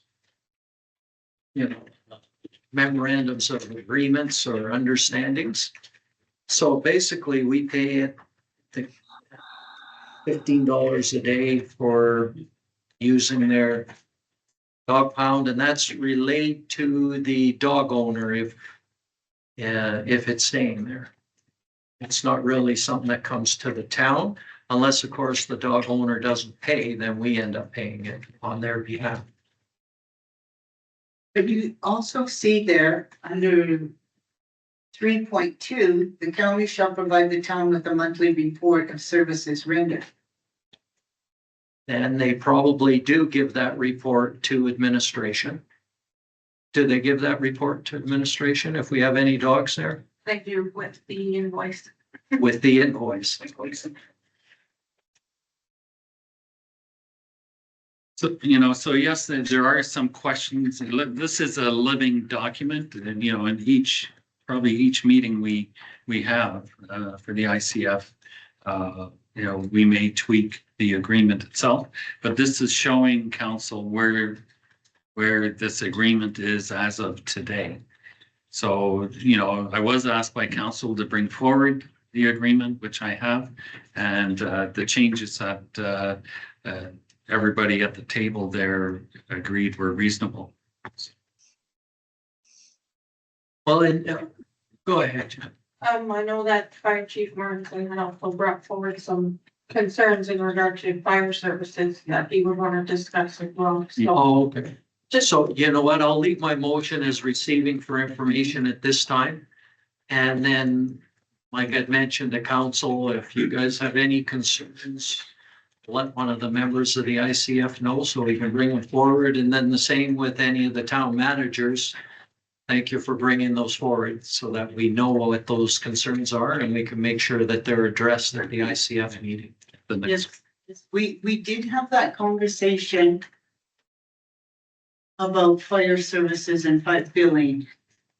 Yes, yeah, then that was one that was brought up about how was that gonna be handled and the difference between us and them. Yeah. Yeah. So is that in the talks? It was, but then like I say, I missed the last meeting, so I don't know what the final. Yeah, there was some talk about coordinating, making our policy fit their policy and vice versa, coming together so that we have the same policy with fire services. Yeah. So that's still ongoing. Okay, so It's still ongoing. So this, at this point in time, it's not really finalized then, because we have it. Okay. That's what I was trying to get. I wasn't sure where the group got to. Okay, so we got a motion to receive for information. All in favor? I just have a question. Oh, sorry. Go ahead. So if we receive this for information, that means we're doing nothing At this point, at this point. yes. So it would still be coming back to council for approval. Okay. So why don't you choose the motion with conditions? Well, because there might be more revisions and we still have some outstanding issues that we don't necessarily know about. For example, what Vernon mentioned, making sure that that was included and the fire ones that I don't know what they are. So there's still some issues there that we need Yeah, to. remember us talking about that. Well, it was the one about billing, but there might be others.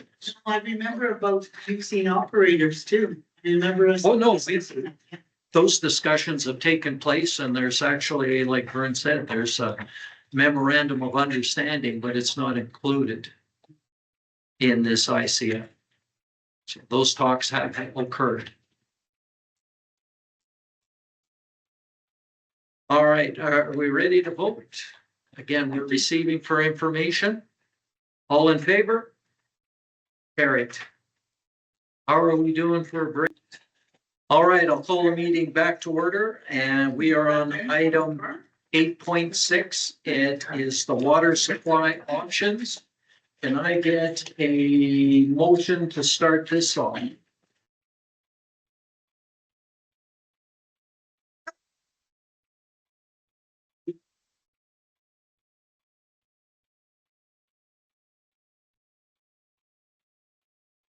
Councilor Martins?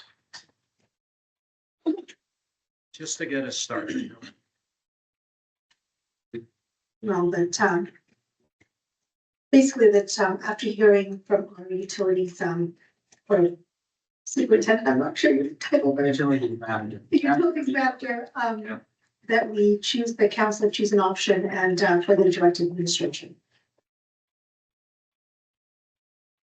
All right, we'll turn it over to Vern. Okay, as council's meeting of the committee of the whole in April, requested an update on what we've been working on.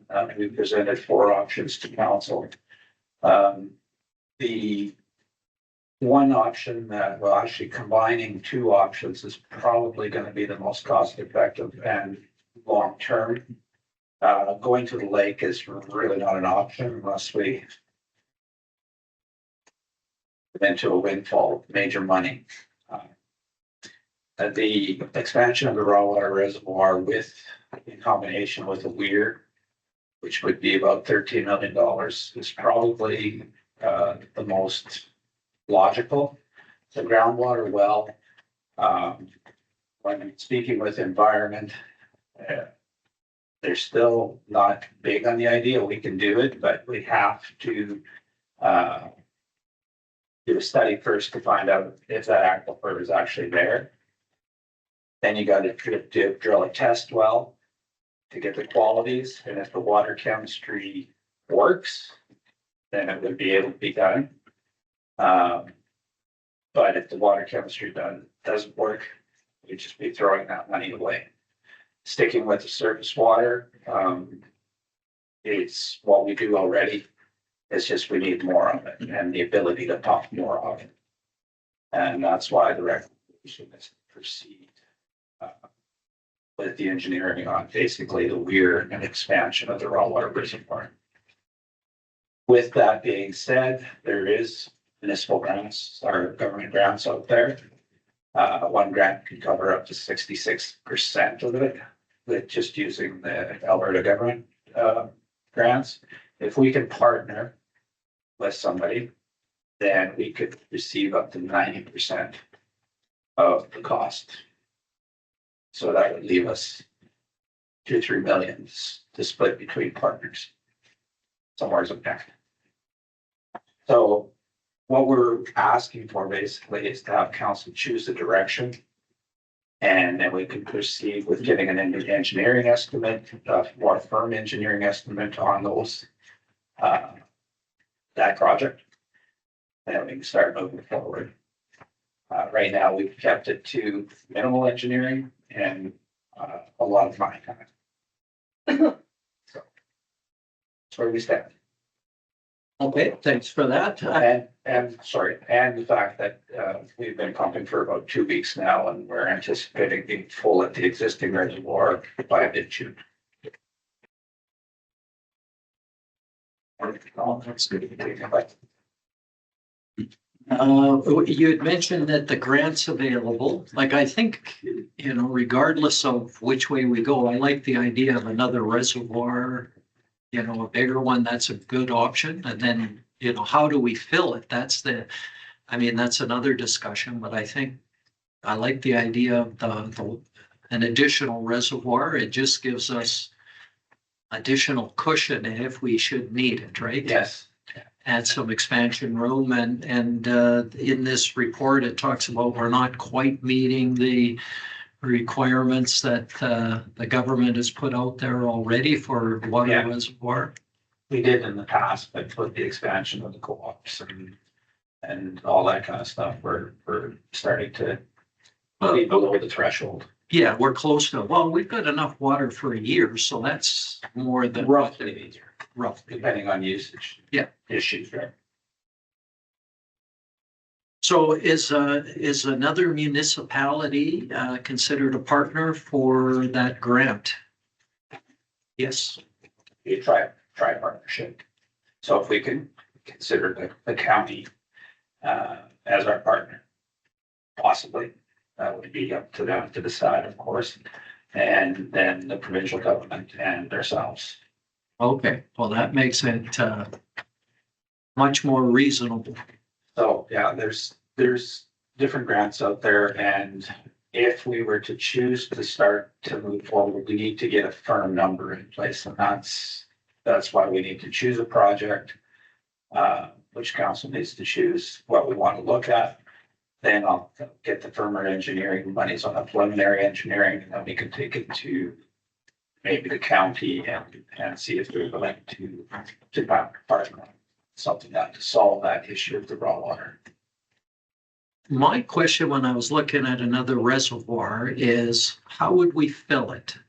I mean, we know that right now we have enough water and we pump full times till the middle of June, and then, you know, we're topping it up as we go, and we might be able to add some, you know, after the middle of June, we might divert it, but we also might be running out of water and later on. So how long would it take us to fill another reservoir? Well, that's why the combination of the weir and the raw water reservoir is what we're kind of leaning towards. That way we would have sufficient water we could pump. Oh, it would probably take about 6 to 8 months to fill the other one, plus replenish the other one. And it may go over 2 years before it's right full. But at least you would still have that supply. And what they would do is a study on the river to see how much we could back up water without causing issues. That's where it all comes into the engineering parts of it and the investments of the hydrologist and all those kinds of things, right? Yeah, and this is just me without any real background knowledge, but I'm worried about how much water is going to keep coming down the river with the changing climate that we have. And do we start to really need to look at another source other than backing up the river? Yeah. That's. But you see the cost of the best solution is just not feasible, right? No, I agree. Yeah, yeah.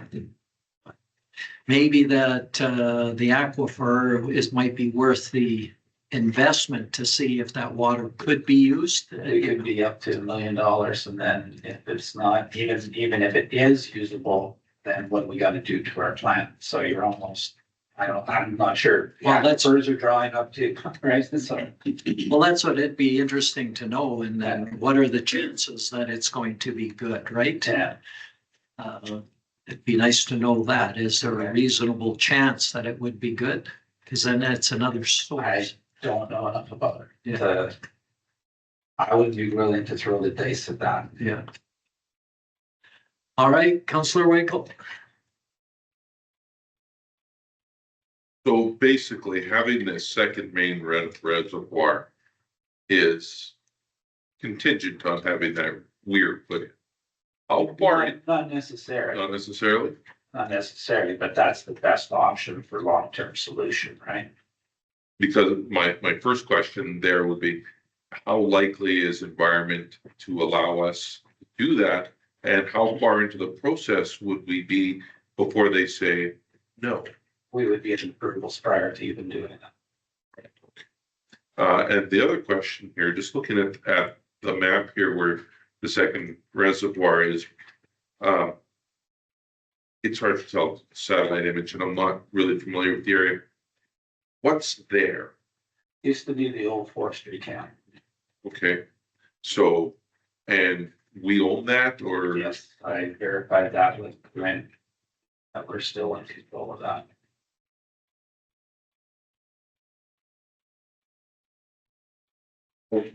All right. Any other questions? Councillor Stenhouse? So just clarify this for me. So we would pay for the engineering and then you would propose it to the company? Or they would come on board? We would have to give, we could try to get them to come on board first. I'm not sure, they would probably want to know preliminary costs. And once we choose a direction, I can probably still fit that into my operating budget engineering without spending a whole bunch to get those numbers to take to them.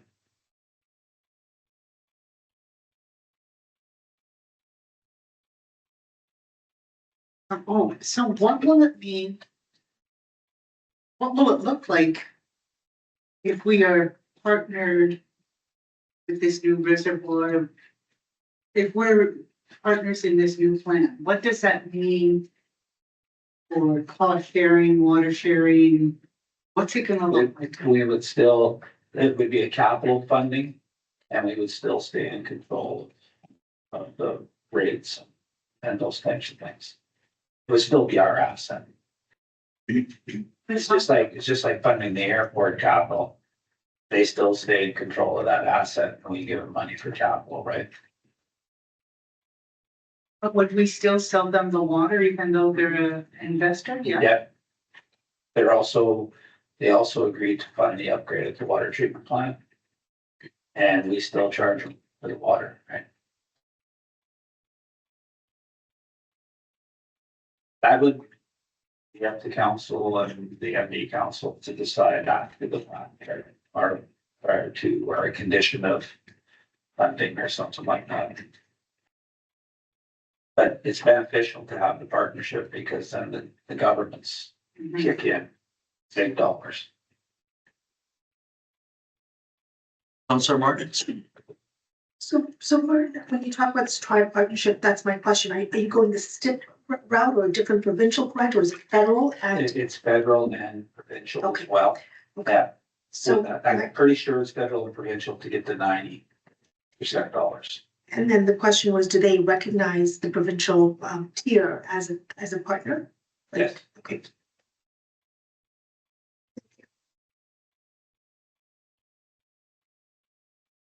All subject. Gotta get approved for it.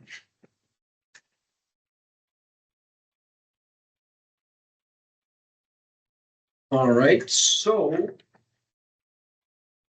your recommendation, just to summarize, is get work on two things, the second main reservoir and the weir, trying to get that going.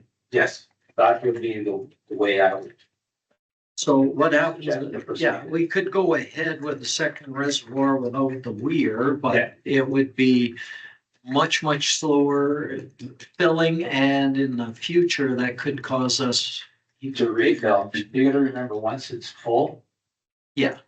Your pumping times are It's- yeah. substantially less to refill. Right. Yeah.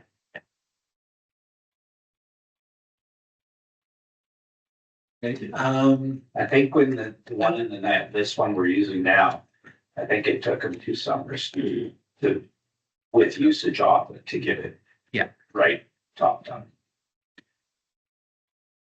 and what would and I'd have to look again, but with the aquifer what would it cost to get that started and to look at the options there to see if it's even an option? A preliminary hydraulic study is option 4, which is about $10,000.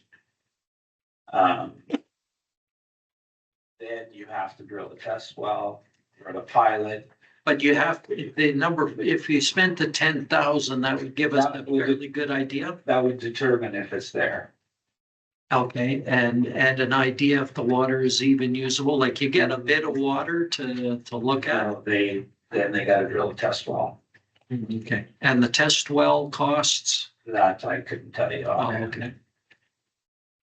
So it is an option too, but then if the chemistry is wrong, if you get high magnesium and stuff like that in the groundwater, then you're upgrading your plant. Yep. I get it. I just worried, I really am worried about how much water we're gonna get down the river in the future. That's my concern, is the source. But if we back up, If if we get approval to back up enough water with the weir, that you have a year's supply backed up.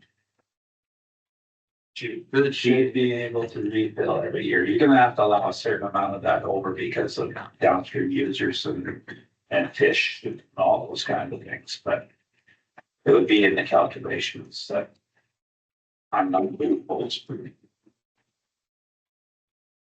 Okay, well, I think we could probably, I mean, this is my thinking, we get started on setting the direction with a second reservoir. We look at getting that weir going.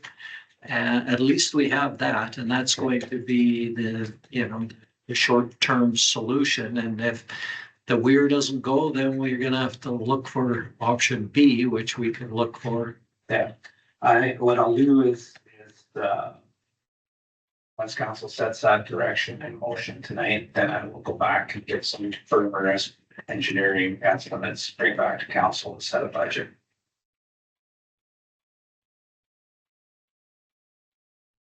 Councilor Shishin.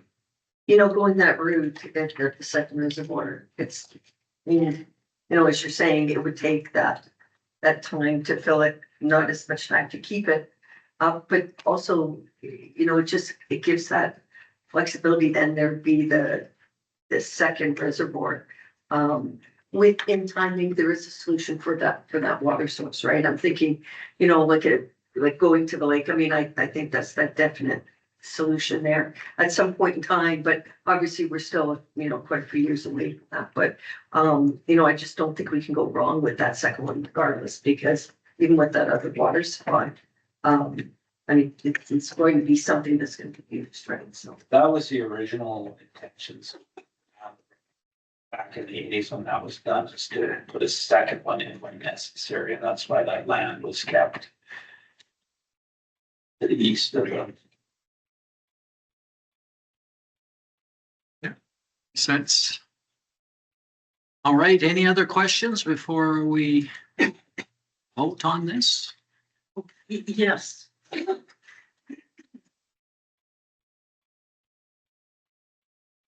So what cost limit are we setting on this? Are we saying that we're gonna jump in at the $11 million price tag? No, what we would be doing is setting, I forget how the motion's read, but is council, what? Well, I Can't you think I make a council? motion, that was my next question, is I hear an appetite to combine the two and further exploration, so where does council add this, like, how do you want that motion? Yeah, it exploring the, We don't want to do the hydrogeology study, correct? So that's out. You want to combine 2 and 3. And, Yeah. Basically two and the weir. In MPE's options, it would be, one and two. In MPE's options, so if we added option, the weir number 2 to option number 2 in council's, motions, then we would be set that way. But what would be the dollar figure? You would be, I would be bringing it back to council to set an engineering budget. And then, once we get some firmer costs, then you would have a dollar amount that we could start applying for grants. Oh, so tonight we're not gonna set a dollar, okay. No, we're setting a direction. so maybe when we making the motion, we wouldn't include the cost per se at this point, because we're gonna get better costs on construction and the weir and that. Yeah. And then it would start applying, once we get started with the engineering after the budget's set. Then we can start applying for grants and going forward that way. Getting it to a shovel-ready project, so you can apply. Basically, and then we can start to talk to partners and all that kind of stuff too. And if you go back into the RFD that I wrote, David and myself did have a conversation with the new representative for New Big Lakes and Smoky River, but they didn't see a big appetite to come here other than the Triangle Water Co-op, which is basically the county, right? Councillor Wakel? We have the 2 settling ponds. Would we have to add settling ponds if we're adding another reservoir? It depends on how they would engineer it to decide to tie in. They may flow it through the existing pond. Okay. To fill, right? That would be a question that the engineers will answer once they get a chance to look at it. So really, in terms of a motion, what we would need is just council approves the exploring the feasibility of going ahead with a raw water expansion and plus the weir and leave it out to this point. And have administration bring back an engineering budget. Yeah. For the approval. okay, so moved. Okay, Sash has moved that. Councillor Martins, all in favor? Thank you very much. Carried. Thank you. Thank you. That was a good report. Gives us information.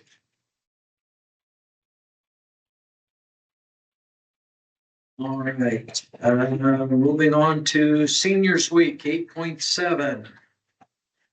Get a motion on this one?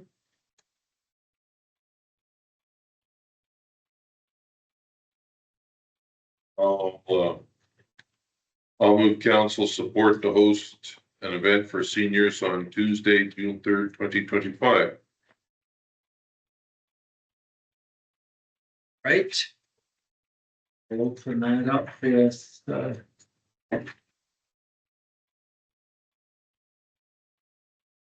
Amy, what did you have in mind for that one?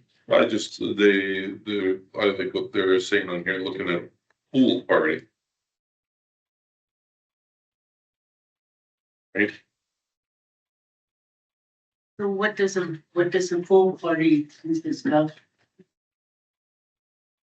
Consider it a pool party, go to the pool, swim, float, sink, whatever they're gonna do.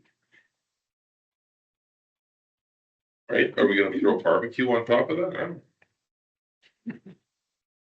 Barbecue sauce in the pool. 270, oh, you're The there. last time we did, not this round, but the time before, when we did the Citizen of the Year, we had the barbecue at the pool, citizen of the year was given out at the time, and I think we had sponsored the pool for an hour or something.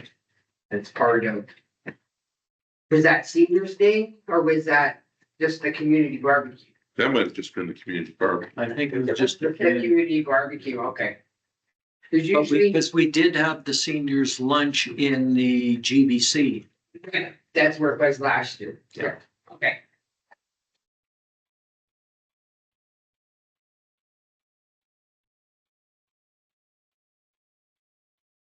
Okay, so. And the cost of the barbecue last year was, well, $1,700, it says.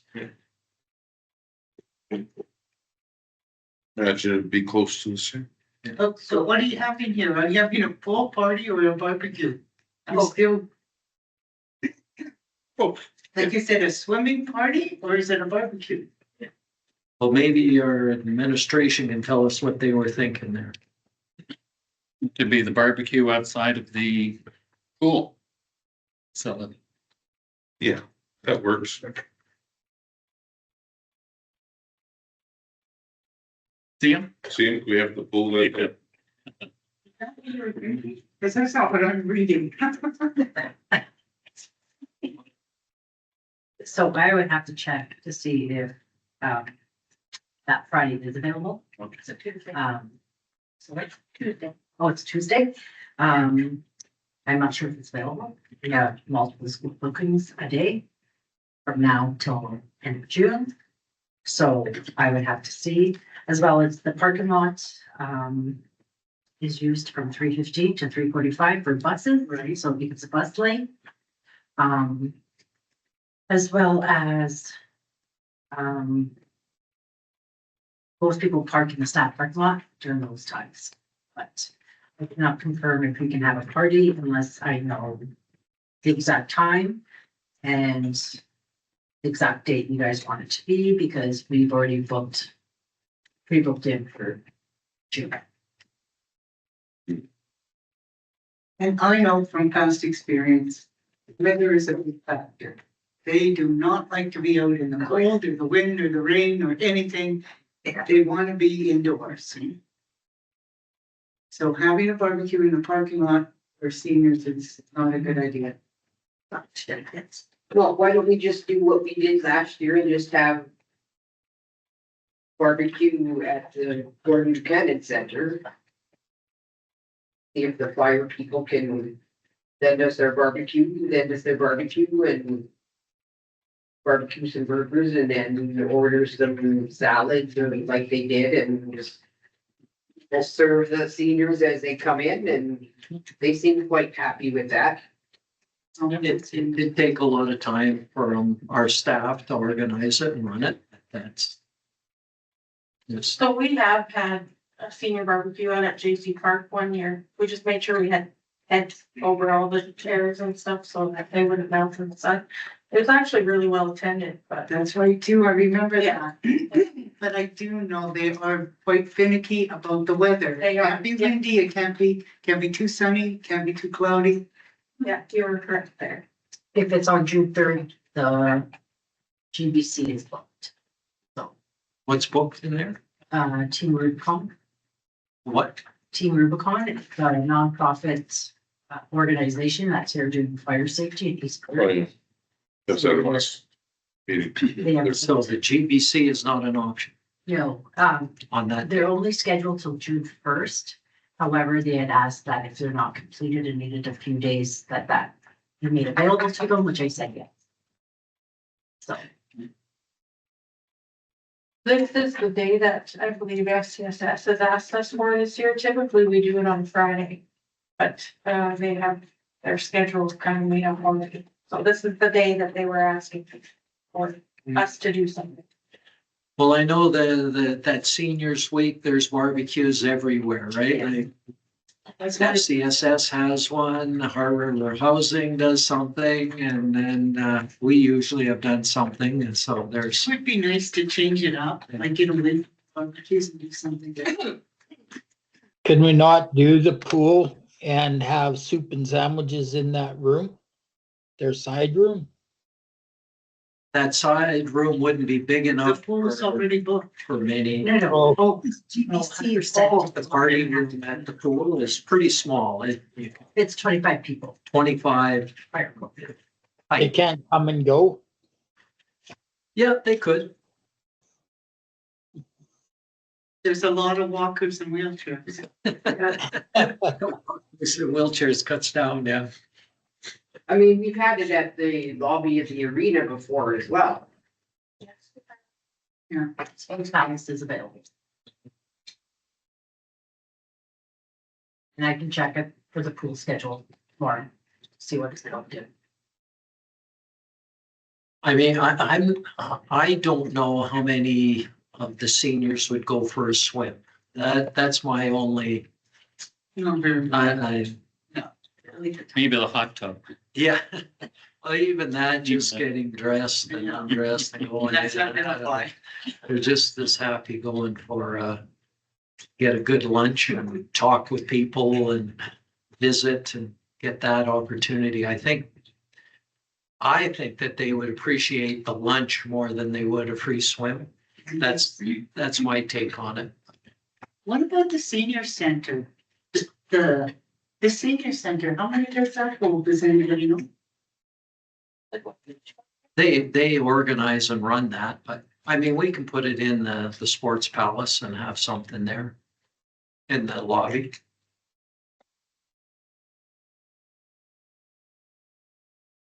All right, is anybody against having the lunch? Let's start with that. About $1,700, and is there money in the budget for that? Did Yeah, we- where's that coming out of? What account? Yeah. Shanda, do we have the money from last year, the same amount? Yeah. Yep. So we got about $1,700. Everybody's on board Okay, so what account is it coming from? The slush fund. It's there. Usually comes under fair council or admin. Budget.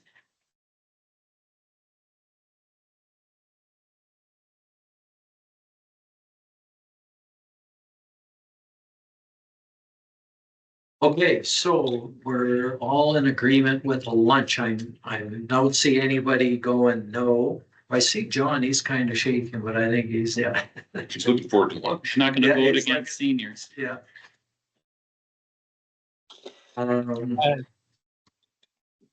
ahead. Why could we get one of the, like the Legion or the Elks downtown?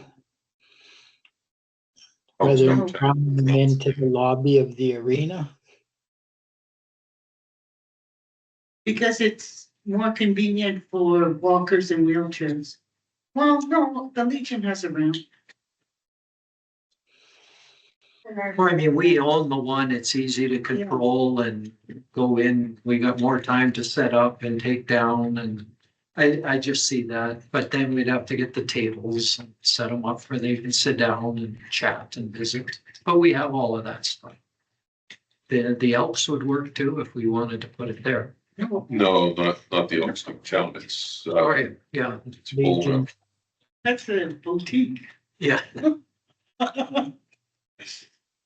I think The the Legion could work, but Legion could work, but I mean, it is a town event. it is a town event and those tables are gonna have to get pulled out right away anyways. Right after that is the proposed date for the garage sale. So pull them out, they're gonna have to put them away right away. Not like they're gonna get in the way of the skaters or anything.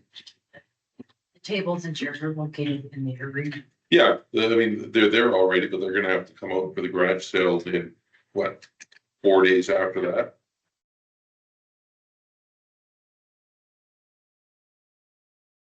So James, you made the motion. Do you want to make any alterations after our discussion, or you? How did I word that? I just did the event. No, that council declare seniors week, June 2nd to 8th, and host an event for seniors on Tuesday, June 3rd. Oh, that's fine, at the Sports Palace. Okay, a lunch at the sports Yeah. palace on June. Everybody understand that motion? Yeah, Okay. Any more discussion before we vote? Time frame.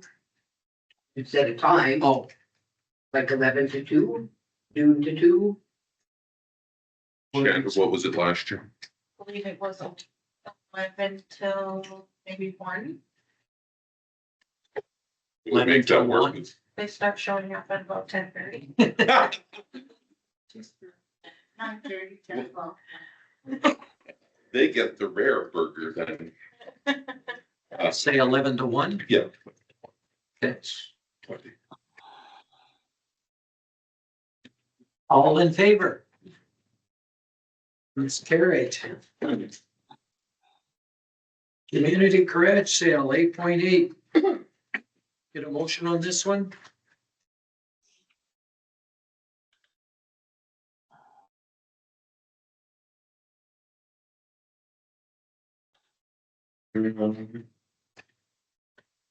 I'll move council direct administration to approve use of the sports palace for the Royal Purple Elks to host a community garage sale and waive the $105 fee, $105 per hour fee. Okay, so we'll open that up to some discussion and go on from there. And I see Shanda was going to say something, no, or, yeah, In the past, typically we don't waive the fees, but council usually will do sponsorships towards Okay, the rental. I'll amend by motion. Council sponsor the rental. so how long did they need it? What would the total cost be then? Just, 10 to 4, so it's at 6 hours, $650. Oh, and then everything. take down. But so let's call it $750 kind of thing. $630 from 10 to 4. They need an hour before and an hour after. $800. We usually typically just charge for the event. No, they're trying to make it into a free event.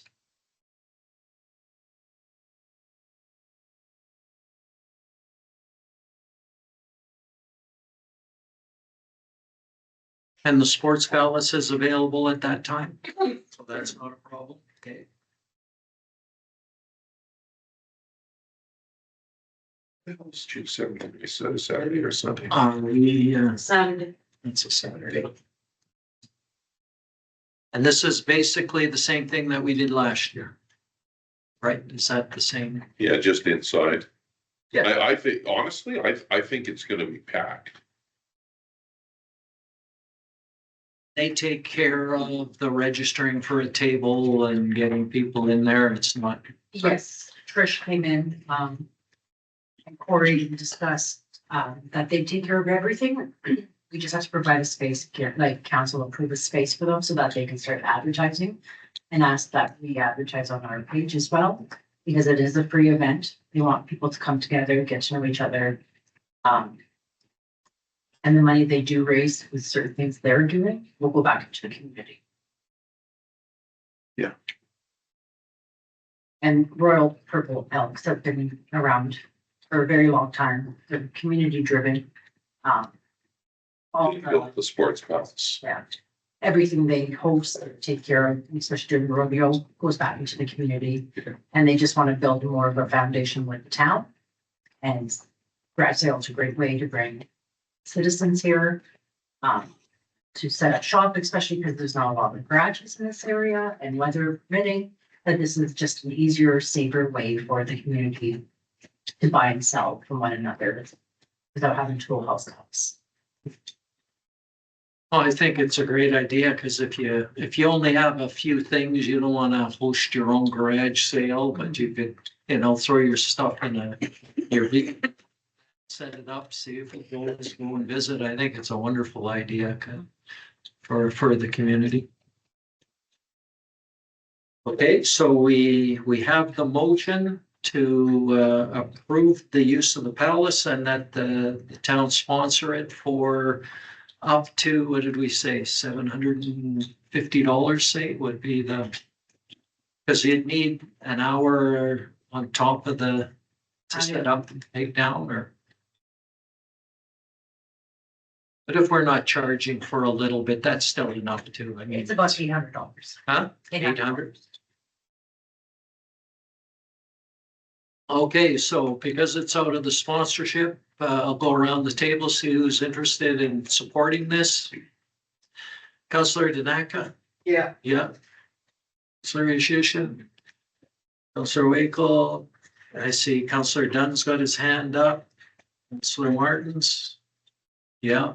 And Councillor Stenhouse, no. So there's 6 of us for the $700.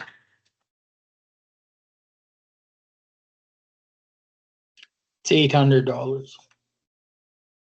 Oh, 800. Okay, sorry. I got 700 in my head for some reason. All in favor? Opposed? In favor. I'm in favor. You're in favor? Okay, so it's unanimous then. Okay. Moving on to tax rate bylaw. Get a motion on this?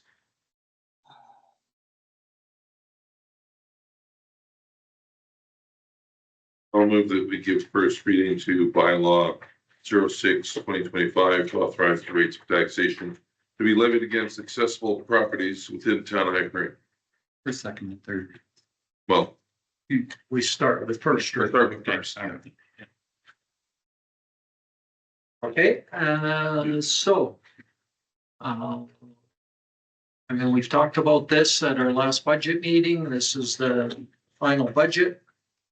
I know we've got to get it out because we've got to get it through. Is there any discussions on this one? Yes. Yeah, go ahead. What is the mill rate?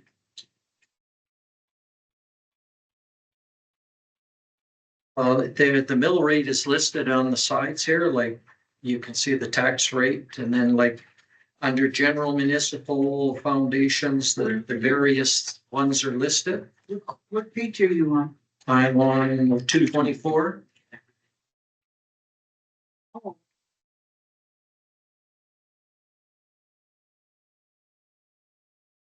So residential's 9.8, non-residential is 15.3. 9.8? 9.8%, yeah. Well, 9.8 is the mill rate, which is, yeah. Why so many zeros in front of it?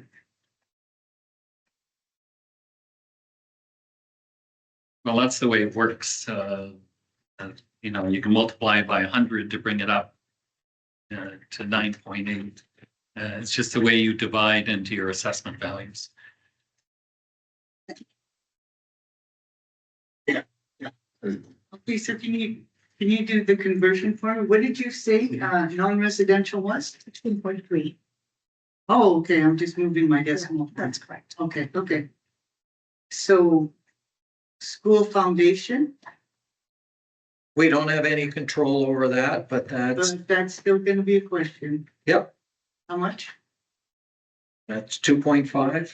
No. How does that work? Because in the background. Well, for residential and farmland, it's 2.5, 3.4 for the non-residential. But how come it says an increase of? Never mind.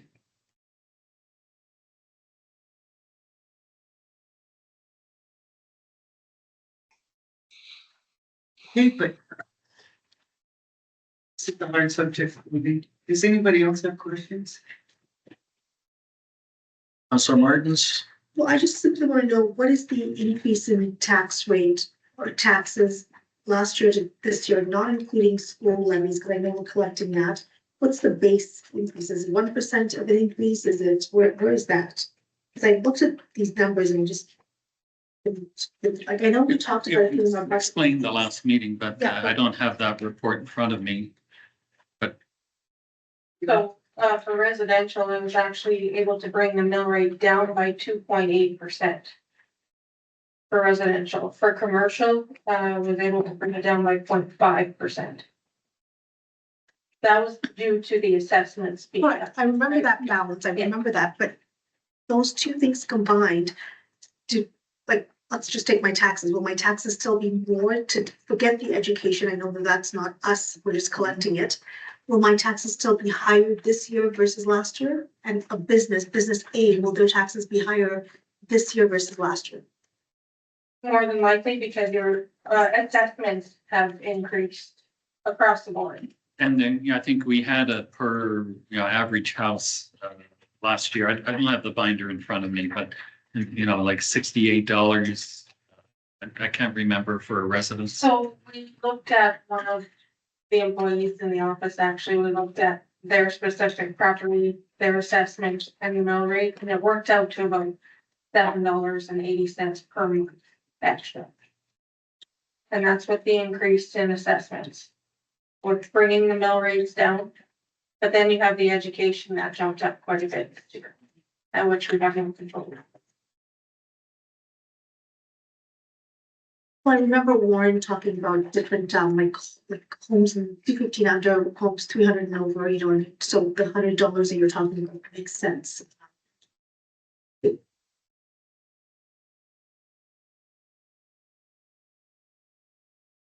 All right, anything else before? I mean, we've got, we have to get this out so that we get it out to our residents. It's gotta be paid by, when do they have to pay? End of June?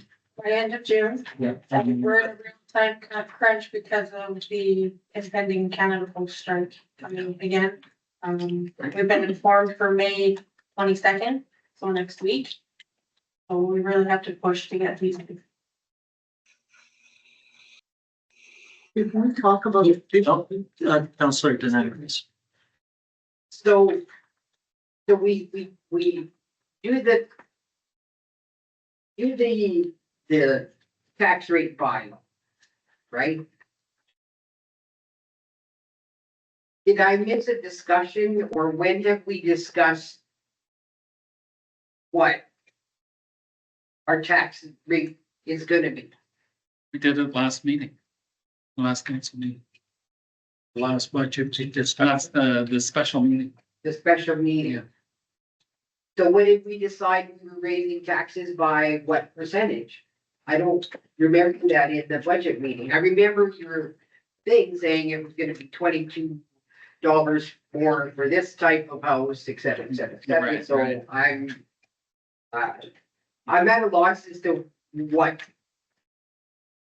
what's our tax rate? Did we raise it 3%? Did we raise it 4%? Did we raise it 5%? Did we, what is it? Is it 2%? So we actually brought the mill rates down. Right. So the only thing that's making your tax bill go up is your assessments and this education portion. Right. So if somebody comes up to me and asks me and says, so how much did you raise my taxes this year? And We didn't raise your taxes. We so lowered- we lowered the mill rate. But then we increased the tax revenue. Right. Okay, let's put it this way. So yes, their overall tax bill, say on a I forget what it is on a $200,000 house. But I seem to recall from the chart that we provided council in the special meeting, there's something like $68 increase for the year for a $200,000 house. So, that's as obvious as we could break it down. Okay. So I think off the top of my head, assessment values went up just short of 6%. But so that allowed us overall to increase tax revenue by only 3.5%, 3.59%, something like that. Okay. Okay, so anyway, I could bring that back. I could send that information out to you. I have it, I remember, now that you're talking about it, I remember seeing those numbers. So what is I asked you at the last meeting if you could bring back, like, what our overall tax rate is from last year to this year.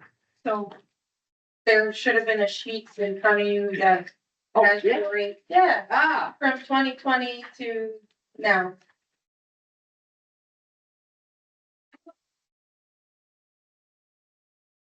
But can I chime in on, can I back on your question? yeah, It's, the residents don't, I don't get this, they want to know what percentage. We need a percentage for an answer. If I was a resident, I'd want to know how much in dollars am I gonna pay more? Not a percent. A percentage doesn't mean anything to them. Oh, it does mean something, but dollar value means more. And that's as simple as we can break it down. You know, it could be $68, could be $80 for a $300,000 house, or $85 for a year increase to keep our levels of service or improve, because we got a splash park improving our levels of service. So you know, again, I could send out the PowerPoint again, No, but So can I just, when I'm looking at this chart, just so that if we're looking here, in the total levy area, the one in pink, that's the change in taxes for one property? no, total levy is our total tax revenue we will generate with Oh, the 3 mill rate. million, 3 million. So we'll generate, you know, $160,000 more in tax revenue across all the properties, business and residents. So that's what that is. Okay. So representing, you know, a 3.67% increase on average to everybody. but you see, in that beige there where it says change in assessment, let's just use the last column. It says 5.39%. So that's what The they, assessment values went up 5.39%. That's not something But we we- control. We lowered the mill rate so that we only generated, you know, another $160,000 of tax revenue in total to balance our budget. So we're using the term mill rate. So it's the tax rate we were able to lower by 2.8% for residential. you voted to, bear with me, because this is not my language. Oh, I know. This is so not my language. So you lowered it by 2.8% from what? From what percent? Well, we could have just gone with the assessment values and increased tax revenue by 5.39%. But we didn't have to do that to balance the budget. Otherwise, we would have budgeted for a surplus. And we don't do that. We don't overcharge. We try not to overcharge our residents. The bottom line is, here's the bottom line, is we're asking for $160,000 more. But because we have increase in our assessment of all of the properties in town, the assessed values of those properties has gone up, then the mill rate goes down to get that same amount of money. It's just the combination of the two. So at the end of the day, our ratepayers are going to be paying slightly more, probably around 3% more on their tax bill. That's a good, that's what they can handle. Yeah. They do understand percentages. Roughly more, yeah, roughly three, what does it say? 3.67%. So just tell them that 3.7%, 3.67%. Okay, where's that number? That's on that sheet on Blue. 2025. On the This blue hand line. up? Yeah, on the blue line for 2025. Well, the 3.67? Yeah. There you go. Okay, David, correct me, that 3.67 is averaged out between commercial and non-residential and non-residential. Is that correct? Overall.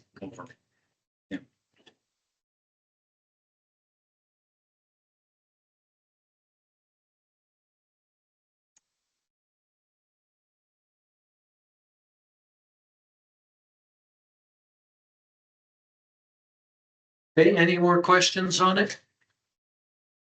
We have a motion to receive this for first reading.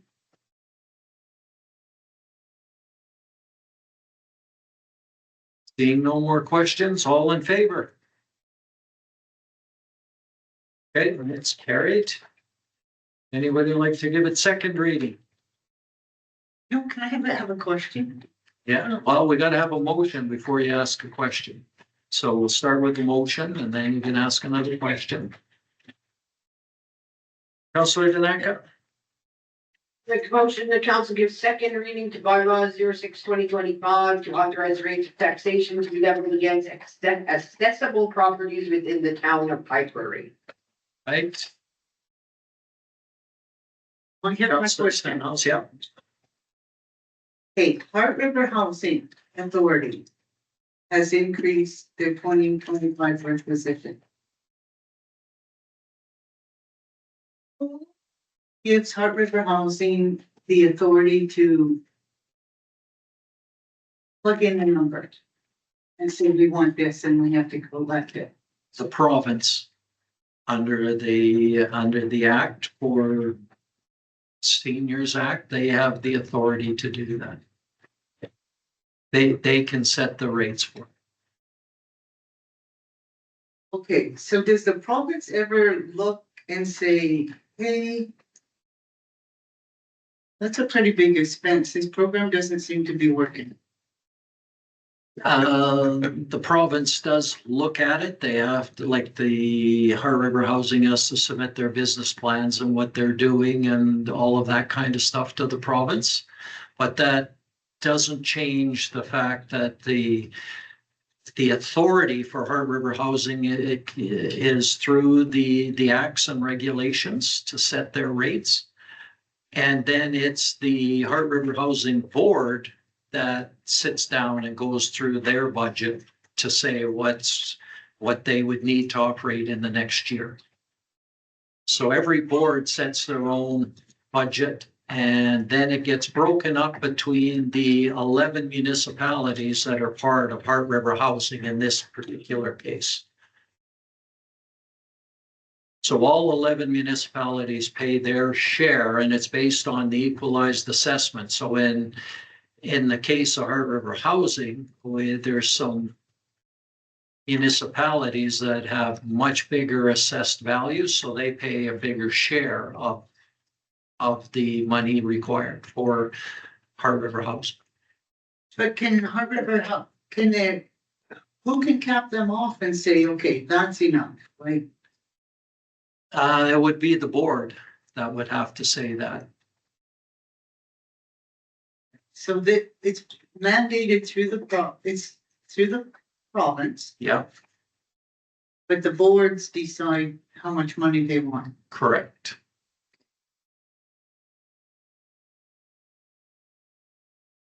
Yeah, Councilor Martins? I do. I know we're on second reading here, and I know we've had budget meetings, but every day is a new day, and I heard Councilor Tanaka said, well, that's okay when, you asked your question. It's not okay because it's 3% here, it's 11% there, eggs are up 12%. I'm just making up these numbers, but I don't know, is there any appetite, administration, finance, to get it down to zero increase? Like, this is one area of people's lives where there is no $120 increase for the year. I just randomly ran into a woman who had come to our council maybe at the beginning of my council term, and then things were tough. Now 2.5 to 3 years later, things are tougher. So I know it's 3%, averaged out over our businesses and our residents, but is there any way? So I heard our CAO, David, you're right, that we've increased our level of service. We have a splash park coming, which is awesome and exciting, and there's golf stuff. And but we have, I looked at our operating budget. I spent time, I found my binder. I think I told you I found it. Looking at the stuff, and we have this, everything has increased, and we have just you know, is there any appetite to see if there's savings in every, like, that's one of the questions I asked you is, what are the GLs, what are the specific line items? I know we see such a high level budget. I don't know how things were spent last year in a detail level. I was just looking at other towns our size, Hannah, some other like I have like 3 picked out, just to see how we compare. And I actually did that exercise when I was for the AV, but came upon their operating costs, and we just take it for granted.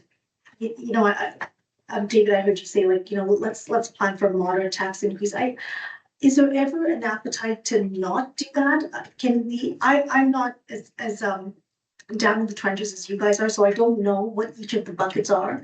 I'm just asking this question out loud. I know we need to move this, and there's a rush, but can we? Is administration or finance open to looking if council, were to have that? I can answer. Okay. In Fort St. John, they had 0% tax revenue increases for 4 years in a row. Then they ran into problems because, inflation kept occurring.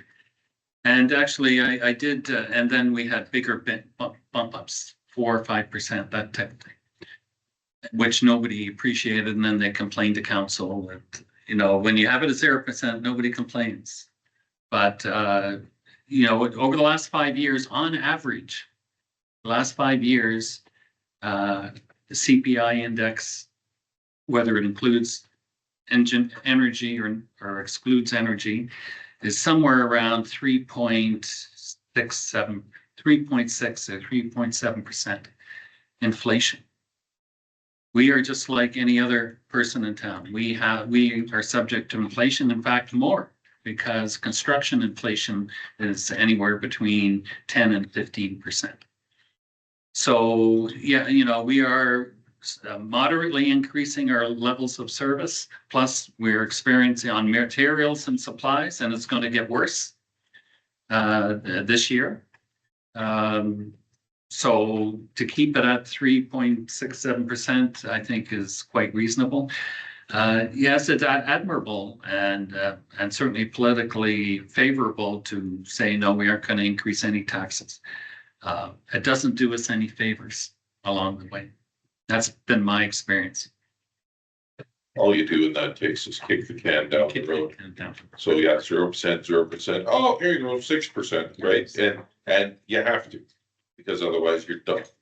So I totally hear that, right? I hear that, but we're not taking that money and saving it. We're actually utilizing it. So I could see if the rationale, we're taking the incremental 160,000 or whatever it is that we net and saving it for that rainy day, so we don't have that 4% fund, but we're not, we're actually spending it. Well, we actually are increasing how much money we're putting into reserves. That's the biggest contribution is reserves. It's going into that capital reserves in the various ones. I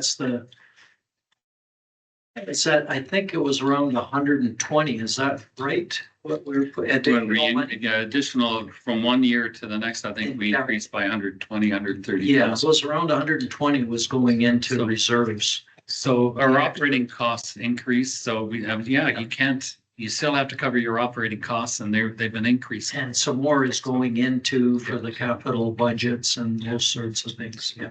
And the leadership team does comb through each and every department and try and find cost savings and efficiencies.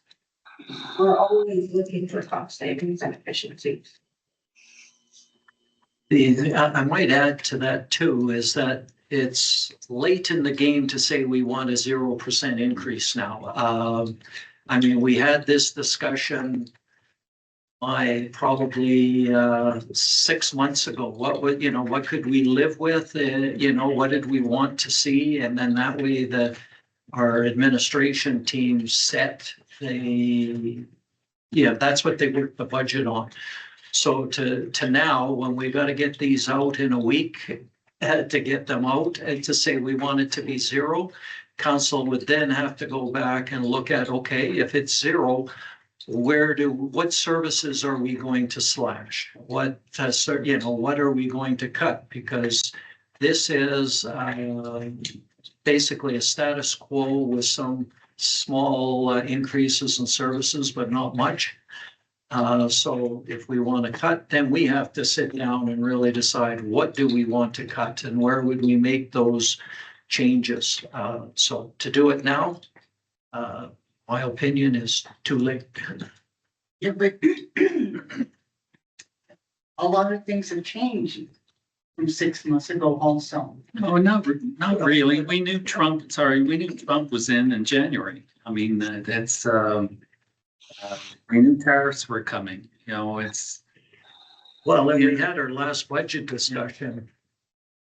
What was it, 4 weeks ago? Yeah. 3 or 4 weeks ago. Month ago. And we didn't change anything, and that was the time we said, okay, this is going to be what we're approving, because it has to go out at our next meeting.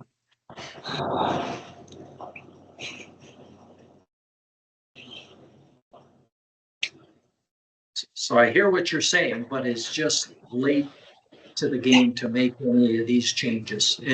I don't think we can do it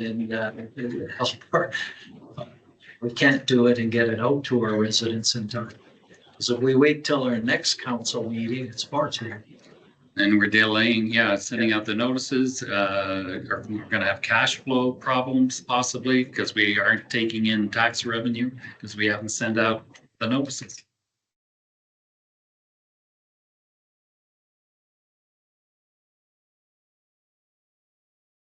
Okay, we have a motion on the floor for second reading. Any other questions, comments on this? Motion to give it second reading, all in favor? It's carried. Move we go for unanimous consent to go for third reading. All right. Any discussion on that? Seeing none, all in favor? Okay, and to bring it home. Let's make the third and final reading. Councillor Dunn? I will move that we make this the third and final reading. All right. All in favor? All right, it's carried.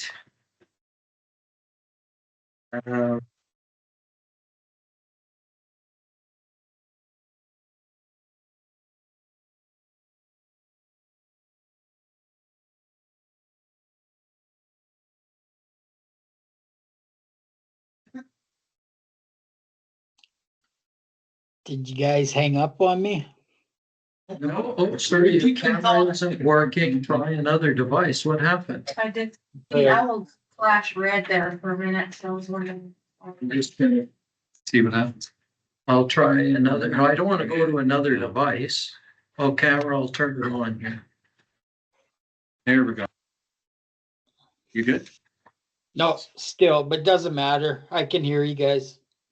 Okay, we see you fine. Okay. Oh, you're, yeah. Yep. There we go.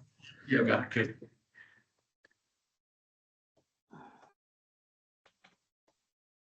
And get a motion on 9.2.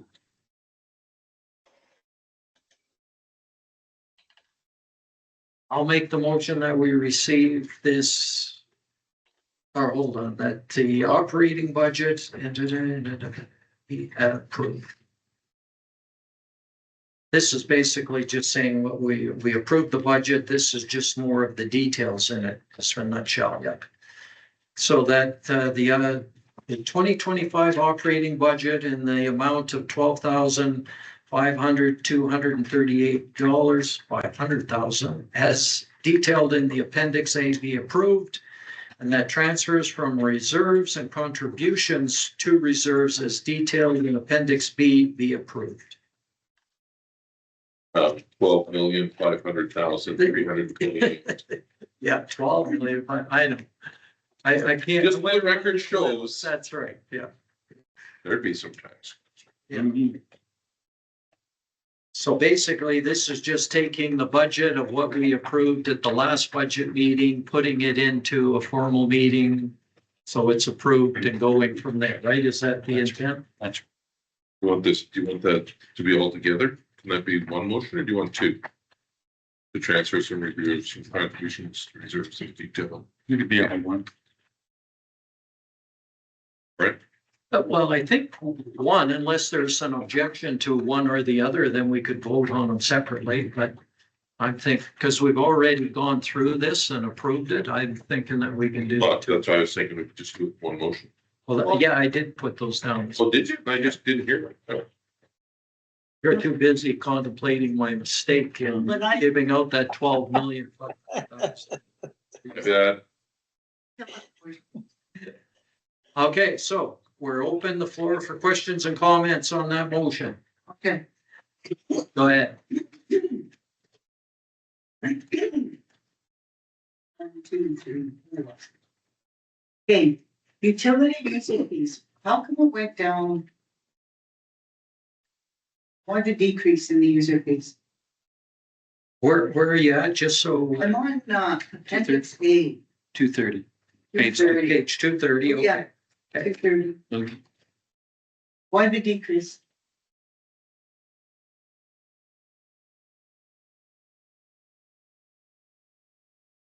And we did have to remove the recycling. I don't have my binder in front of me. But this was all listed in the budget binder that you guys have.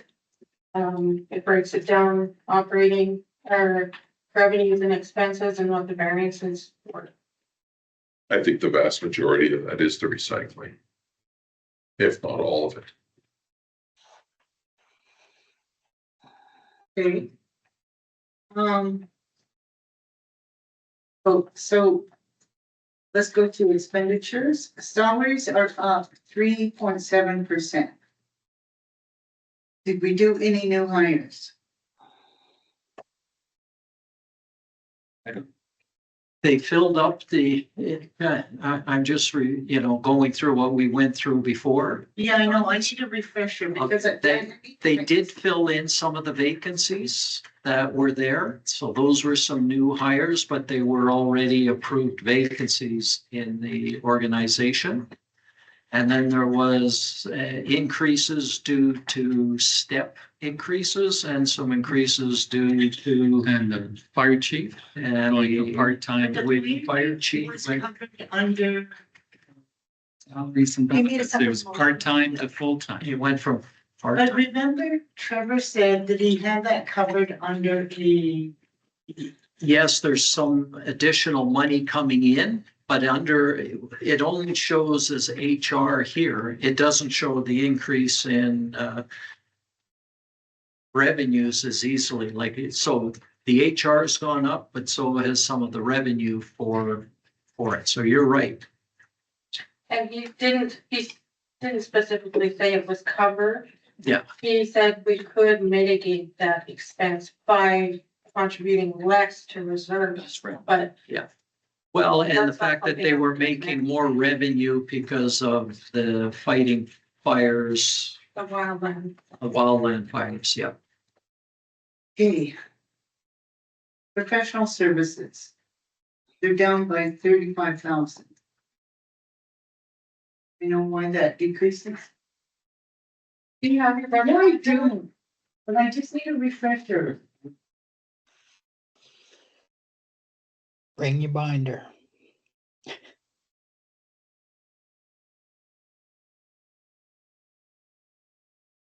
While she's looking at it, do you mind if I ask, and I'm pretty certain I remember the last video saying this. Our reserves, non-restricted, are some sort of income earning, we put on investment product or is it just that there's kind of. I would think, other than our operating cash, I mean, it'd be an investment certificates, USCs. Right, that's my question. Are they, you I know, would think so, yeah. I don't have the list here, but we wouldn't just set it in a bank account making 0.85%. If something happened. well, GICs can be like 50, a year, so that one's my question. Yeah.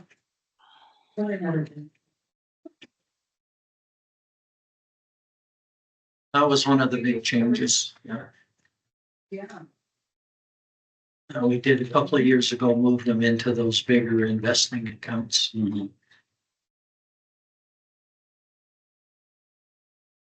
That was,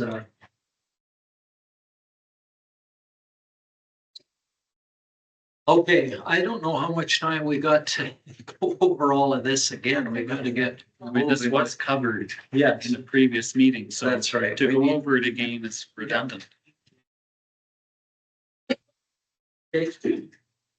Counselor Stenhouse, are you okay with maybe sitting in or coming in and asking those Yes, questions that's at what we another just time? said. Sure. Yeah. Because, yeah, we gotta get through this. This was what we went through and Okay, Yeah. but one more question. Okay. Let's go to appendix C. And I have to get this, because I need to understand this. okay, Okay, the first one in our reserves. Okay? So we are pulling out 971,885. Correct? what line